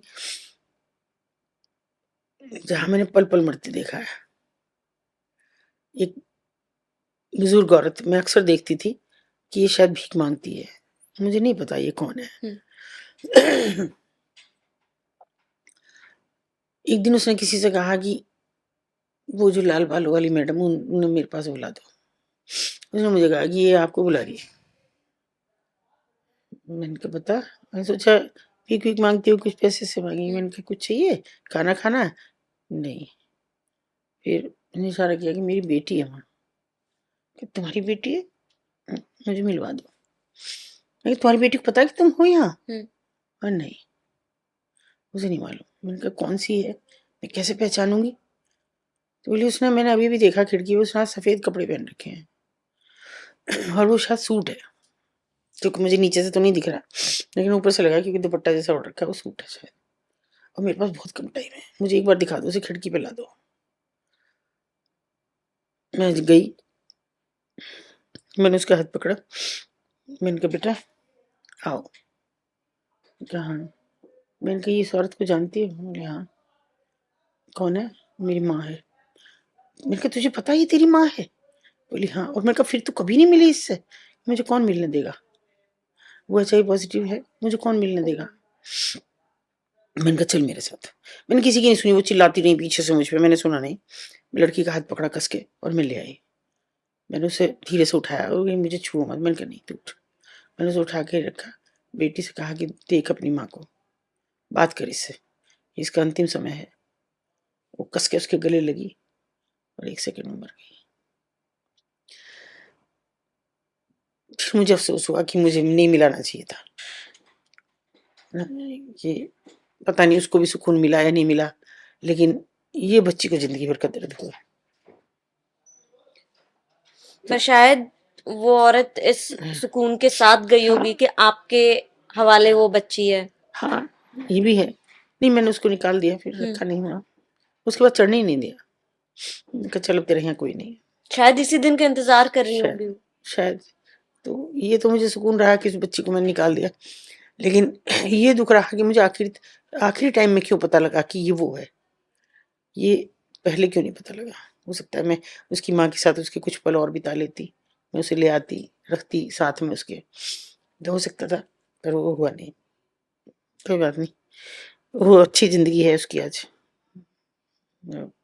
शादीशुदा है, ठीक से रह रही है। पर बहुत सी ऐसी घटनाएं हैं कि जिनको मैं चाह के भी नहीं भुला पाई कभी। तो एक आदि उदाहरण आप दे रहे हैं, आप किन किन परिस्थितियों में आपने इन लोगों के लिए काम किया है, कितनी दुआएं आप ले रही है मैम। आप मैम, ह्यूमन ट्रैफिकिंग और प्रोस्टिट्यूशन में कितना अंतर है? क्योंकि हर ह्यूमन ट्रैफिकिंग में फंसी लड़की प्रोस्टिट्यूशन में नहीं नहीं जाती नहीं है। नहीं नहीं नहीं नहीं नहीं, ये नहीं। देखिए, ये अंतर है बस, केवल एक रास्ता है, एक मंजिल है बस। ह्यूमन ट्रैफिकिंग एक रास्ता है जिस पे चल के आ रही है, वो एक सड़क है, और वेश्यावृत्ति एक मंजिल है, वहीं तो जाना है। किसी भी जगह जाए, चाहे वो कोठे पे जाए, चाहे वो सेक्स रैकेट में फंसे कहीं, और कॉल गर्ल रैकेट में फंसे कहीं, स्कॉट में फंसे कहीं, लेकिन अल्टीमेटली तो उसे जाना ही है। रेयर है उसको मैं ह्यूमन ट्रैफिकिंग इसलिए नहीं मानती कि हमारे यहाँ थोड़ा लड़कियों का रेशो कम है, तो कई बार शादी के नाम पे भी लड़कियां बिक जाती हैं, मगर उनको एक घर तो मिलता है, एक इज्जत तो मिलती है, उनके बच्चे भी होते हैं, उनकी आगे की पीढ़ियां भी चलती हैं। भले ही वो बिक के आई, भले वो सारी जिंदगी वो सम्मान ना पाई जो एक और ब्याहता स्त्री पाती, मगर थी वो ब्याहता उनकी, तो अच्छे से रही, ऐसा नहीं है। मगर ये जो रास्ता है ह्यूमन ट्रैफिकिंग का, इस पे चल के अल्टीमेटली उनके पास यही रास्ता है। केवल विधा अलग अलग हो सकती हैं, तरीके अलग अलग हो सकते हैं, लेकिन है उनके पास केवल ये। और चूंकि हिंदुस्तान अब इस समय एक सेक्स इंडस्ट्री बन के रह गया है, लोगों को एतराज है, मैं कहती हूँ जिगोलो सर्विसेज हैं, लोगों को एतराज है कि मैं कहती हूँ वाइफ स्वैपिंग है, लोगों को ये भी एतराज है कि सेक्स टूरिज्म है। तो आखिर ये शब्द क्या मैंने बनाए हैं? और अगर मैंने बनाए हैं तो मैं तो ये बात मतलब कह चुकी ना, आपसे बता चुकी कि ये हो रहा है। अब उसी बात को इंडस्ट्री भी कह रही है आपकी। बिल्कुल। अगर मैंने तो आपसे शायद 1.5-2 साल, क्या 2-3 साल पहले से जिगोलो कहना शुरू किया, लेकिन अभी भी सीए टॉपर आपकी आती है ओटीटी पे। उसके बाद अभी ताजा तरीन आई है नवीन, नवीन या नगीन मुझे ठीक से याद नहीं, पर नवीन है शायद, वो आई है जिगोलो पे। मुझसे लोग सवाल करते हैं कि ऐसा नहीं है, ये कहाँ से आप नया शब्द लाई? नया शब्द जिगोलो में हिंदुस्तान। और वाइफ स्वैपिंग कौन है वो लोग? बहुत हाई प्रोफाइल लोग हैं। वाइफ स्वैपिंग को भी क्या प्रोस्टिट्यूशन से जोड़कर देखना सही है? नहीं, देखिए क्या है प्रोस्टिट्यूशन, क्या है कि जब आपके साथ इलीगल सेक्स हो, वही प्रोस्टिट्यूशन है ना। दोनों विधाएं, एक तो ये कि आप पैसे के लिए आपने कोई किया तो वो सेक्स वर्क हो गया, लेकिन वो वर्क हुआ पैसे के लिए आप करें, और ये वेश्यावृत्ति है जो आपसे जबरन कराई जा रही है। वहां भी जबरन है, वाइफ स्वैपिंग में भी जबरन है। एक औरतों को तो हक नहीं है कि वो चाबी चुने, चाबी चुनने का हक मर्दों के पास है, जिसकी चाबी उसकी बीवी। मेरी चाबी मिल गई तुमको तो मेरी बीवी तुम्हारे पास जाएगी, ये वेश्यावृत्ति नहीं है? बिल्कुल।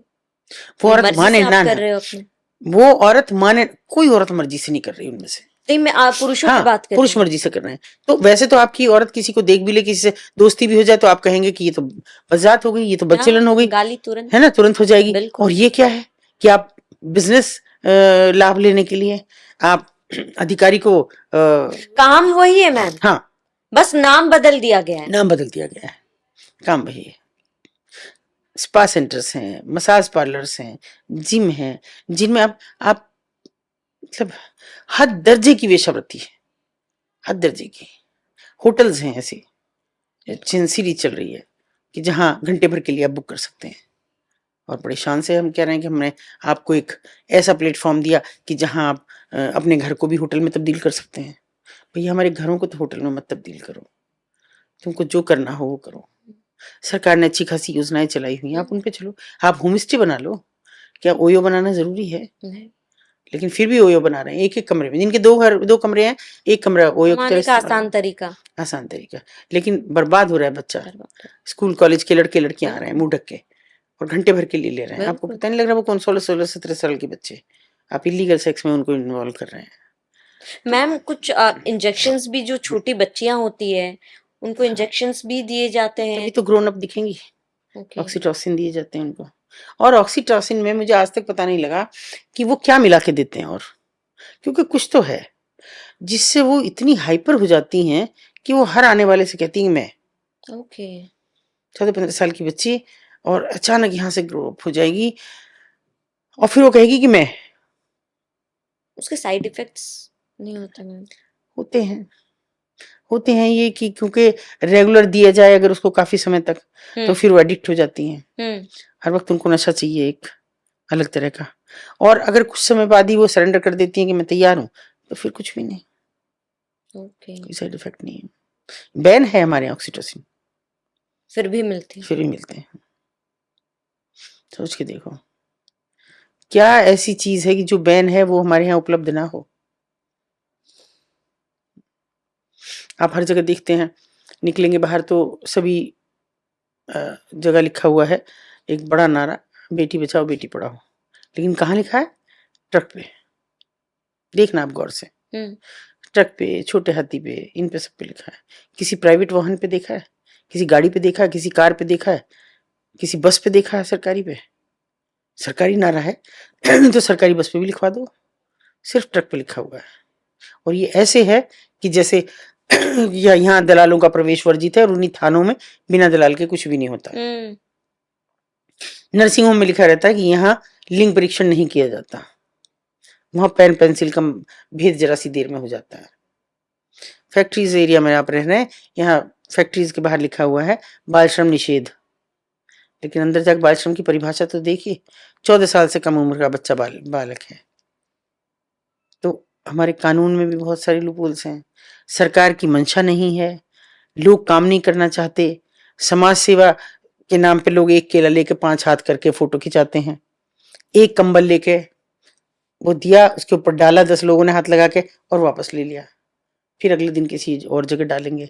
आज हमने यहाँ 25 बांटे, वहां 50 बांटे, ये समाज सेवा है? अगर ये है तो एतराज है मुझे, अगर समाज सेवा के नाम पे लोग खड़े हैं। क्या आप, क्योंकि ये टफ जॉब है, टफ के साथ साथ सिक्योरिटी वाइज भी कई बड़े सवाल, आपको जीवन के खतरे हैं। बिल्कुल। तो क्या जो लोकल प्रशासन है, पुलिस है, उनके तरफ से कोई मदद, सरकार के तरफ से कभी कोई पहल, कोई मदद आपको पहुंची हो या फिर कदम उठाया गया हो? सवाल ही नहीं उठता, सवाल ही नहीं उठता, सवाल ही नहीं उठता। क्योंकि मैं तो सोचती हूँ कि मुझे वस्तु की तरह इस्तेमाल किया गया हमेशा। एक अधिकारी चला दूसरे को हैंड ओवर कर गया, इससे बच के रहना, इसके चक्कर मत आना ना। मतलब बहुत लोगों से अच्छे संबंध भी हैं, ऐसा नहीं है, लेकिन बस इतने दुआ सलाम तक। मैं काम के मामले में बिल्कुल नहीं रखती, क्योंकि मुझे पता वो करेंगे ही नहीं। एक महिला पीड़ित जाए, उसका मुकदमा लिखने में इतने बरसों लगा देंगे, जब तक कि वो उस पीड़ा को भूल के इस पीड़ा में ना लग जाए कि पुलिस ने सुना ही नहीं। तो ये मैं पुलिस और प्रशासन की ना तो मैंने मदद मांगी कभी, और ना उन्होंने अपनी तरफ से कोई पहल की, मैंने मांगी भी नहीं कभी। मैम क्योंकि ऑलमोस्ट हमने थोड़ी देर पहले ही बात किया कि रेप ही है एक तरीके से, रेप है। तो मुहिम चलाई जाती है पूरे देश में, कोई रेप केस सामने आ जाता है, कैंडल मार्च निकाला जाता है, उसको लेकर तमाम खबरें छपती है, कार्रवाई भी होती है। तो जब मुझे ये समझ में नहीं आ रहा, जब ये इलीगल है और कुछ उदाहरण आपने दिए, इस तरीके के काम हो रहे हैं, तो इस पर कदम क्यों नहीं उठाया जा रहा? क्या कोई भी इस पर केस दर्ज नहीं कर रहा, या फिर सुनवाई नहीं हो रही, कार्रवाई नहीं हो रही? होती कार्रवाई। जैसे पिछले दिनों जब बहुत ज्यादा मैंने लिखा पढ़ी शुरू की, तो देखिए कैसे काम होता है, ये आप समझिए। एक अधिकारी कहीं होता है किसी और जगह, अचानक उसका ट्रांसफर होता है ऐसी जगह जहाँ रेड लाइट एरिया हो। वो अपने साथ एक दो एनजीओ के साथ संपर्क, तो एनजीओ को आदत हो गई है आजकल अधिकारियों के साथ बैठने की, उनके साथ फोटो खिंचाने की, जबकि हम दो एंटी हैं। हाँ। एनजीओ का, प्रशासन का, पुलिस का कुछ लेना देना नहीं है, फिर भी लोगों को बैठने की आदत हो गई है। तो फिर वो कहता यार आओ, तुम्हारा हमारा तो वहां पोस्टिंग हो गया, कुछ तुम्हारा नाम कराते हैं। आ गए नाम करने के लिए, और नाम करने के नाम पे एक रेड की। मैं रेड के सख्त खिलाफ हूँ। रेड और रेस्क्यू में अंतर समझो। रेस्क्यू वो लड़की है जिसको हमने समय लगाया और निकाल के घर दिया। रेड वो है कि हमने भेड़ बकरी की तरह निकाला, अगले दिन कोर्ट में गई और कोर्ट ने कह दिया छोड़ो इन्हें, बाली गए, तो घर आ गई, अपने वहीं आ गई, जहां से उठाया था वहीं पे वापस आ गई। अब वो जो आते हैं सज्जन और रेड करते हैं, एक दो अखबारों में छपते हैं, बात हो गई। अब उसके बाद अधिकारी का तो फिर ट्रांसफर कहीं ना कहीं हो गया। वो सज्जन वहीं रह गए। जो महिला जेल गई उनसे उन्होंने सो कॉल्ड अफेयर किया, बाल बच्चे दारू के 50-55 साल के आदमी, अफेयर किया, सो कॉल्ड शादी की, जबकि वो औरत पहले से एक आदमी को बर्बाद कर चुकी थी। उसके बच्चे थे, उसके बच्चों को उन्होंने दी बेस्ट स्कूल में पढ़ाया, और हाई प्रोफाइल आज बेटी है उनकी, और वो सज्जन शादी करके उसकी कह के, और अभी अभी वो फिर से पकड़ी गई है रेड में, फिर से जेल गई। उनकी भी एक एनजीओ बनवाई, उन महिला की भी, और वो महिला अब खुद भी जेल गई है कोटा चलाने में। तो ये एनजीओ की सच्चाई है। बड़े एनजीओ की बात कर रही हूँ मैं, छोटे मोटे की बात नहीं कर रही, जो विश्वव्यापी हैं, जिनको दुनिया भर की जगह पर से बुलाया जाता है, जिनके दुनिया भर में कार्यकर्ता हैं, ये मैं उनकी बात कर रही हूँ। मुझे लोग कहते हैं आप आगे नहीं बढ़ती, नहीं बढ़ती हूँ मैं, मेरा घर नहीं साफ हो रहा, मैं अपने घर के कॉकरोच नहीं मार पा रही, दूसरे घर में फ्लिट छिड़कने चली जाऊं। तो ये उन लोगों का है हाल, ये समाज सेवा है, और अगर ये है तो मुझे एतराज है इससे भी। मैं इस तरह की समाज सेवा। मैम रेस्क्यू केवल आप जो आंकड़े आप बता रहे हैं केवल मेरठ में ही किया है? नहीं, मैंने सोनागाछी से भी किया। एक तो आप ही लोगों की बदौलत तभी किया है, सोनागाछी से एक लड़की को निकाला है, ऐसा नहीं है, बहुत जगह से निकाले हमने, कमाटीपुरा से भी निकाला है, और नेपाल से हमने कई लड़कियां निकाली हैं कि जो अपनी इंडिया की लड़कियां थी उनको निकाला, वो हमारी दूसरी संस्था की मदद से हमने उनको किया है। यहाँ की भी बहुत सारी लड़कियां हमने वहाँ निकाली हैं, और बहुत जगह, आंध्रा में से हमने एक जगह है, नाम नहीं लूंगी, वहाँ से लड़कियां निकाली हैं। ऐसा नहीं, हमको जहाँ से सूचना कोई देता है, और अब आजकल तो बहुत ज्यादा दे रहे हैं अपनी पॉडकास्ट के जरिए। मदद की जरूरत नहीं होती है मैम, लगता नहीं है कि कुछ मदद मिले तो शायद ये काम एक बड़े स्तर पे और हो सकता है। मैं बहुत ज्यादा नहीं, कैसी भी मैं पूजा पाठी नहीं हूँ। मैं बस मंदिर दिख जाए, मस्जिद दिख जाए, गुरुद्वारा दिख जाए, मैं माफी मांग के चलती हूँ, मुझसे कोई भूल ना हो। शायद उसी का परिणाम ये है कि मेरे वेल सेटल्ड बच्चे हैं और हाईली एजुकेटेड है, IITian है, मेरी बहू भी, बेटा भी, खुद की कंपनी है, पहली हिंदुस्तान की AI कंपनी मेरे बेटे की है, विश्व की टॉप 10 में मेरे बेटे की AI कंपनी है। ये शायद उनकी दुआओं का असर है।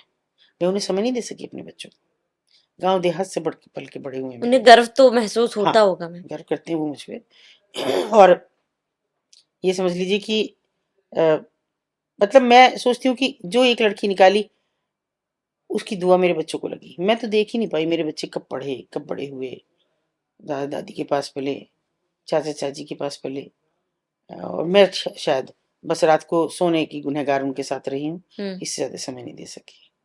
लेकिन मेरे बच्चे वेल सेटल्ड हैं और सब कुछ, तो यही उनकी दुआओं का असर, मुझे किसी की सहायता की जरूरत नहीं थी। और आज मेरे वो बच्चे भी हैं, मेरे केवल मेरे अपने जाए बच्चे नहीं हैं, मेरे वो बच्चे भी हैं जिनको मैंने, जिनकी माओ को वहां से निकाला, जिन बच्चों को पढ़ने का प्रेरित किया, वो बच्चे आज अच्छी जगह पे काम कर रहे हैं, विदेशों में भी काम कर रहे हैं। वो मेरे बच्चों को आगे दूसरे बच्चों को स्पॉन्सर करते हैं, वो मेरे बच्चे हैं। मुझे जरूरत नहीं है कि मैं प्रशासन की मदद लूं,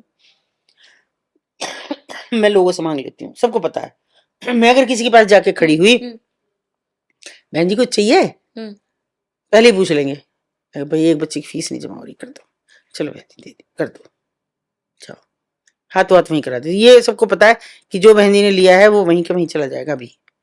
और क्या 5,000 रुपए, 7,000 रुपए, ये नहीं 1,00,000-2,00,000 किसी से मुझे चाहिए, नहीं चाहिए मुझे उतना ही बहुत है। और अभी आप लोगों के पॉडकास्ट का भी इतना असर है कि कभी कभी कोई भेज देता है कि भाई ये बच्चे का कहाँ पे भेजना है, मैं दे देती हूँ कि ये अकाउंट वहां भेज दो, चला जाएगा बच्चे को। तो ये कोई, मतलब मैं समझती हूँ कि आप में जज्बा होना चाहिए। बिल्कुल। तो हजारों लोग आपके साथ ऐसे खड़े हो जाते हैं कि जो देखिए अभी मैं बताती हूँ, आपको दिखाऊंगी भी। मुझे एक बच्चा ऐसा है कि जो 20 रुपए रोज भेजता है, मजदूरी करता है। एक लड़की है जो आईब्रोज बनाती है, बहुत गरीब है, लॉ भी कर रही है और बहुत दूर दराज, मुझे नहीं पता कहाँ से, ना मैं शक्ल जानती ना मैं, वो मुझे 120 रुपए एक आईब्रो बनाने के रोज भेजती है, हर रोज। एक और बच्ची है जो 50 रुपए रोज मुझे भेजती है, ट्यूशन पढ़ाती है, और 50, मैंने उसे कहा भी कि तुम महीने में दे दो, फिर मैं नहीं निकाल पाऊंगी, मेरी जरूरतें खर्चे बहुत हैं, पर मैं 50 रुपए रोज निकाल देती हूँ। मैंने कहा ये कैसे निकालती हो, तो तुम्हें महीने में देते होंगे पैसे।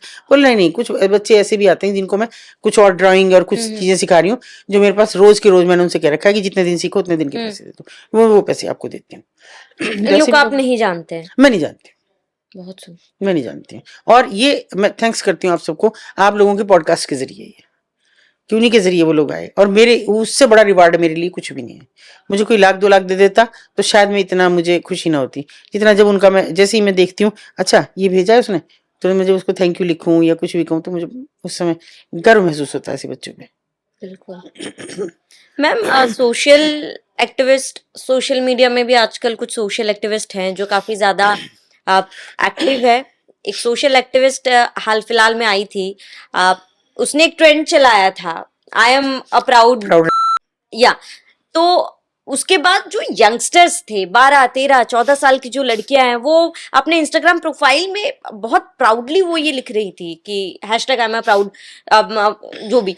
तो मतलब ये क्या आप ये उनके साथ खड़े हो, आप ये लिख रहे हो? नहीं, बिल्कुल भी नहीं।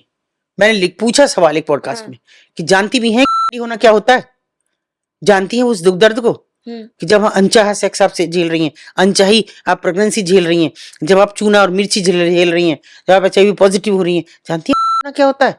जब दिन भर में 15 से 20 कस्टमर झेल रही हैं, जिनको आप जानती नहीं, जो आपकी उम्र के नहीं, जो आपका प्यार नहीं, जानती हैं? तो इसका मतलब आप में और उनमें क्या फर्क है? आओ खुल के वहां बैठो ना, फिर सोशल मीडिया पर आपके साथ कौन सेक्स करने जाएगा? खुल के आओ, फिर उन बच्चियों को भी ले आओ जिनको आप बहका रही हैं।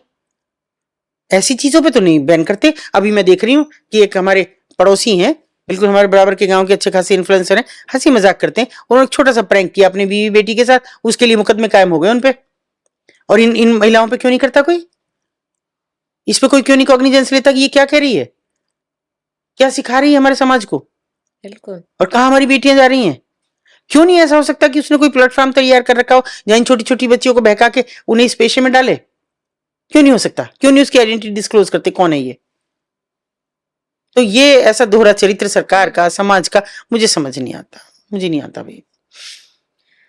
मैं तो सोचती हूँ कि हम तो कब्र में पैर लटकाए लोग हैं, जो हो सकेगा आखिरी दम तक करेंगे। आखिरी दम तक भगवान से यही प्रार्थना करती हूँ, भगवान किसी बच्ची का हाथ हो उस दिन मेरे हाथ में, बस।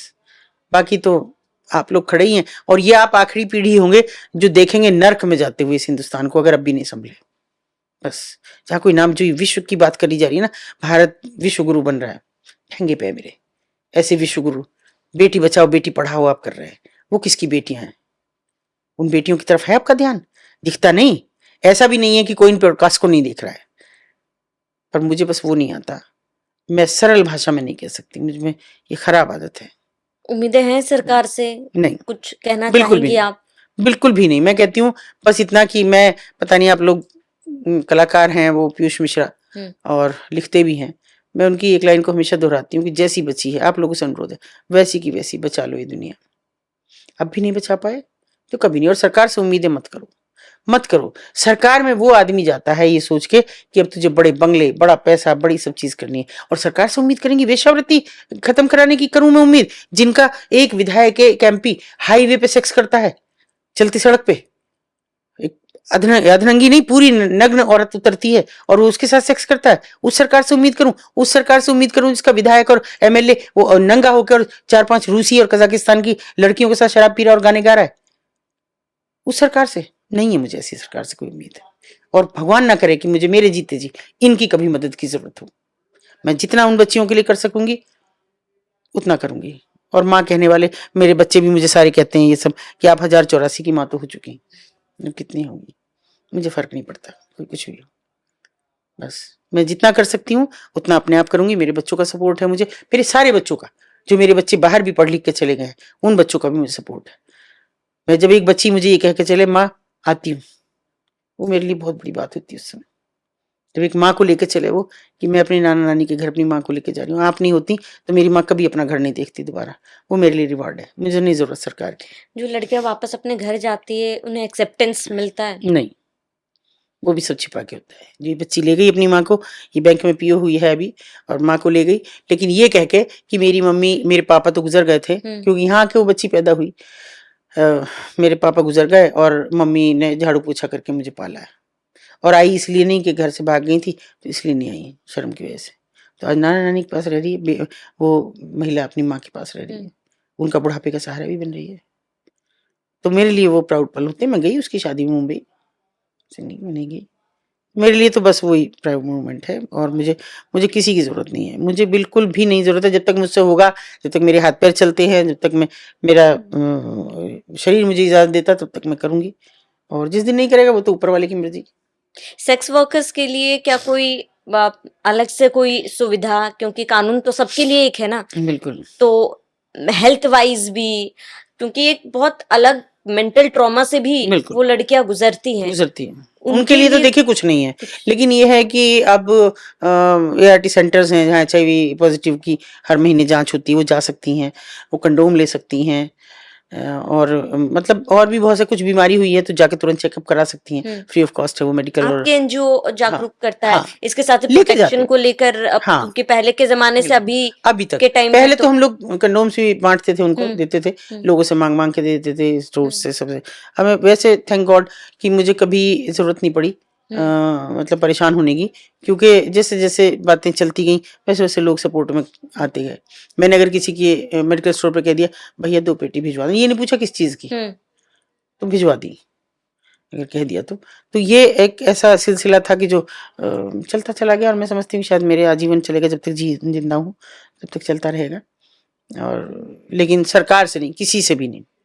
लोग कहते हैं कि आप राजनीति में नहीं आ रहे, इतने लोग आपको जानते हैं, कभी भी नहीं।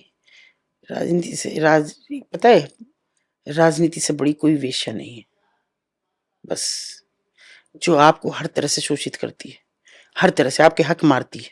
कहाँ से आता है ये पैसा, कहाँ से इतनी बिल्डिंग्स बनती हैं, कहाँ से इतना इनके पास पैसा निकलता है जिसको गिनने के लिए मशीनें बुलानी पड़े अगर ED के छापे हो जाते हैं तो। नहीं चाहिए ऐसी सरकार। मैं अपने आप में ठीक हूँ, अपने आप जितना हो सकेगा उतना करूंगी, अपनी बेटियों की तरह, अपने बच्चों की तरह उनका सम्मान बरकरार। मैम, आखिरी मैसेज उन लोगों के लिए जो हमदर्दी तो जताते हैं, कुछ करना चाहते हैं, लेकिन शायद हिम्मत की कमी उनमें है या फिर समाज का डर, आप लेकिन वो कुछ करना चाहते हैं, उन लोगों के लिए एक मैसेज। क्यों डर है? उन्हीं से मैं कह रही हूँ, क्यों डर है? आप गलत इश्यू से उनका करना चाह रहे हैं? कोई आपकी मानसिकता खराब है? आप क्या सोचते हैं कि वहां एक औरत है? आप कभी सोच के देखिए, एक माँ है, बहन है और बेटी है, सोच के देखिए, सारा डर काफूर हो जाएगा, कहीं भी खड़ा नहीं रह जाएगा।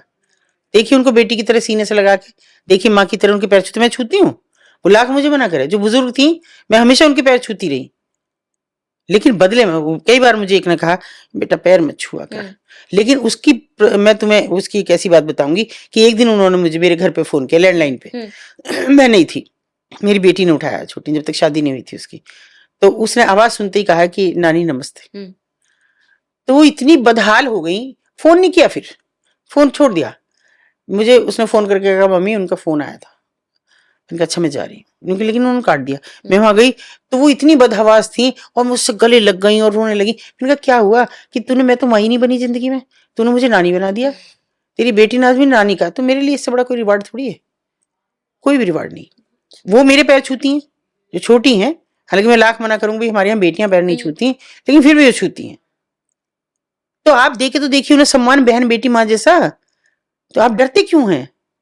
अरे एक से एक हाथ मिलता है, कहते हैं साथ ही हाथ बढ़ाना, उठा के तो देखो एक कदम, कैसे आपके साथ नहीं होगा। और मैं वैसे थैंक यू करती हूँ अपने शहर को, कभी भी मुझे कोई परेशानी हुई, मेरे पे मुकदमे हुए, पूरा शहर मेरे साथ खड़ा हुआ, एक साथ 24 एडवोकेट्स खड़े हुए मेरी जमानत कराने के लिए, ये जिनको मैं जानती नहीं, मुझे ये भी नहीं पता कि क्या हो रहा है, लेकिन हुए। तो ऐसा नहीं है कि लोग नहीं है, नहीं सामने आ पाते, वो अलग बात है, पर फिर भी मैं कहूंगी कि मैं हमेशा नहीं हूँ, आज हूँ कल नहीं हूँ, कोई तो हाथ पकड़ो बस, इतना करो कि वो जो बेटियां हैं वो भी किसी की बेटियां हैं, रोक लो उन्हें, बस इतना कर लो ना। मेरा और सरकार से भी निवेदन है कि भगवान ने आपको ये मौका दिया है कि आप लीड कर सकें हिंदुस्तान को, तो हिंदुस्तान की संस्कृति को बचाओ। ये हमारी संस्कृति नहीं थी जो आज हो गई है। सेक्स इंडस्ट्रीज बनाने से बचा दो इस शहर को नहीं, पूरे हिंदुस्तान को बचा दो। बिल्कुल, इसलिए मैंने शुरुआत में ही कहा था कि भगवान खुद नीचे नहीं आ सकते हैं तो वो कुछ लोगों को मदद के लिए भेज देते हैं। बहुत अच्छा काम कर रही है मैम, और उन लड़कियों की दुआएं तो है ही, साथ ही बाकी पूरे हिंदुस्तान की दुआएं हैं। हम सब देख रहे हैं किस तरीके से आप निडर होकर काम कर रही है, उन लड़कियों का बचाव भी कर रही हैं। आप एक छोटे से शहर से आपने इसकी शुरुआत की थी और लगातार निरंतर आप रुकी नहीं, आप डटी रही, आप काम करिए। हम सभी की दुआएं मैम आपके साथ है, और उन सब लोगों के लिए मैसेज कि अगर आप कुछ करना चाहते हैं तो उन लोग के लिए खड़े हुए, आवाज उठाइए। और आप कुछ भी नहीं कर सकते तो एक बच्चे को स्पॉन्सर कर लीजिए, मत बिल्कुल। करिए आप कुछ भी। एक बच्चे को नहीं सामने आना चाहते मत आइए, आप उसकी डायरेक्टली फीस जमा कर सकते हैं एक बच्चे को बढ़ने। और बच्चा सबसे सशक्त माध्यम है अपनी माँ को इस प्रोफेशन से रोकने के लिए। बिल्कुल, हमेशा मैंने देखा कि एक बच्चे ने कहा माँ अब नहीं, और वही मेरा टारगेट है कि एक बच्चा निकाले, अब मैं नहीं। और मुझे लगता है कि हर घर में एक अतुल शर्मा हो तो शायद ऐसी स्थिति, परिस्थिति किसी भी महिला को, किसी भी बेटी को, किसी भी लड़की को देखना ना पड़े आगे। अब मेरा बस एक छोटा सा बेटियों से मैसेज और है बिल्कुल, कि सबसे बड़ा दोस्त आपके माता पिता हैं। आपके प्यार पे पहरा नहीं है, रोक भी नहीं है। किसी से अगर प्यार हो जाए तो एक बार माता पिता को जरूर बताइए। बहुत हो जरूरी। सकता है कि आपका सोल्यूशन निकल आए, हो बहुत सकता है वो अच्छा लड़का हो तो एक दिन आपसे शादी कर ले, हो सकता है वो बुरा हो तो भाग जाए, बच जाए। बस आप बच जाए। बिल्कुल, धन्यवाद। बिल्कुल मैम, एनएमएफ न्यूज का समय देने के लिए, जुड़ने के लिए आपका बहुत बहुत शुक्रिया। आप अतुल शर्मा जी हमारे साथ मौजूद थी। आप संकल्प संस्था चलाती है, जैसे कि हमने बताया कि कई उन मजबूर लड़कियों का उन्होंने रेस्क्यू कराया, निरंतर वो काम भी कर रही हैं। हमारी दुआएं उनके साथ है, आप सभी की भी दुआएं उनके साथ है। कोई भी मैसेज, किसी भी तरीके की मदद अगर आप उन लड़कियों तक पहुंचाना चाहते हैं, अतुल जी के लिए कोई मैसेज आपका हो, हमें कमेंट कर जरूर बताएं। साथ ही पॉडकास्ट आपको कैसे लगा हमें कमेंट कर जरूर बताएं, और आप बने रहिए एनएमएफ न्यूज के साथ।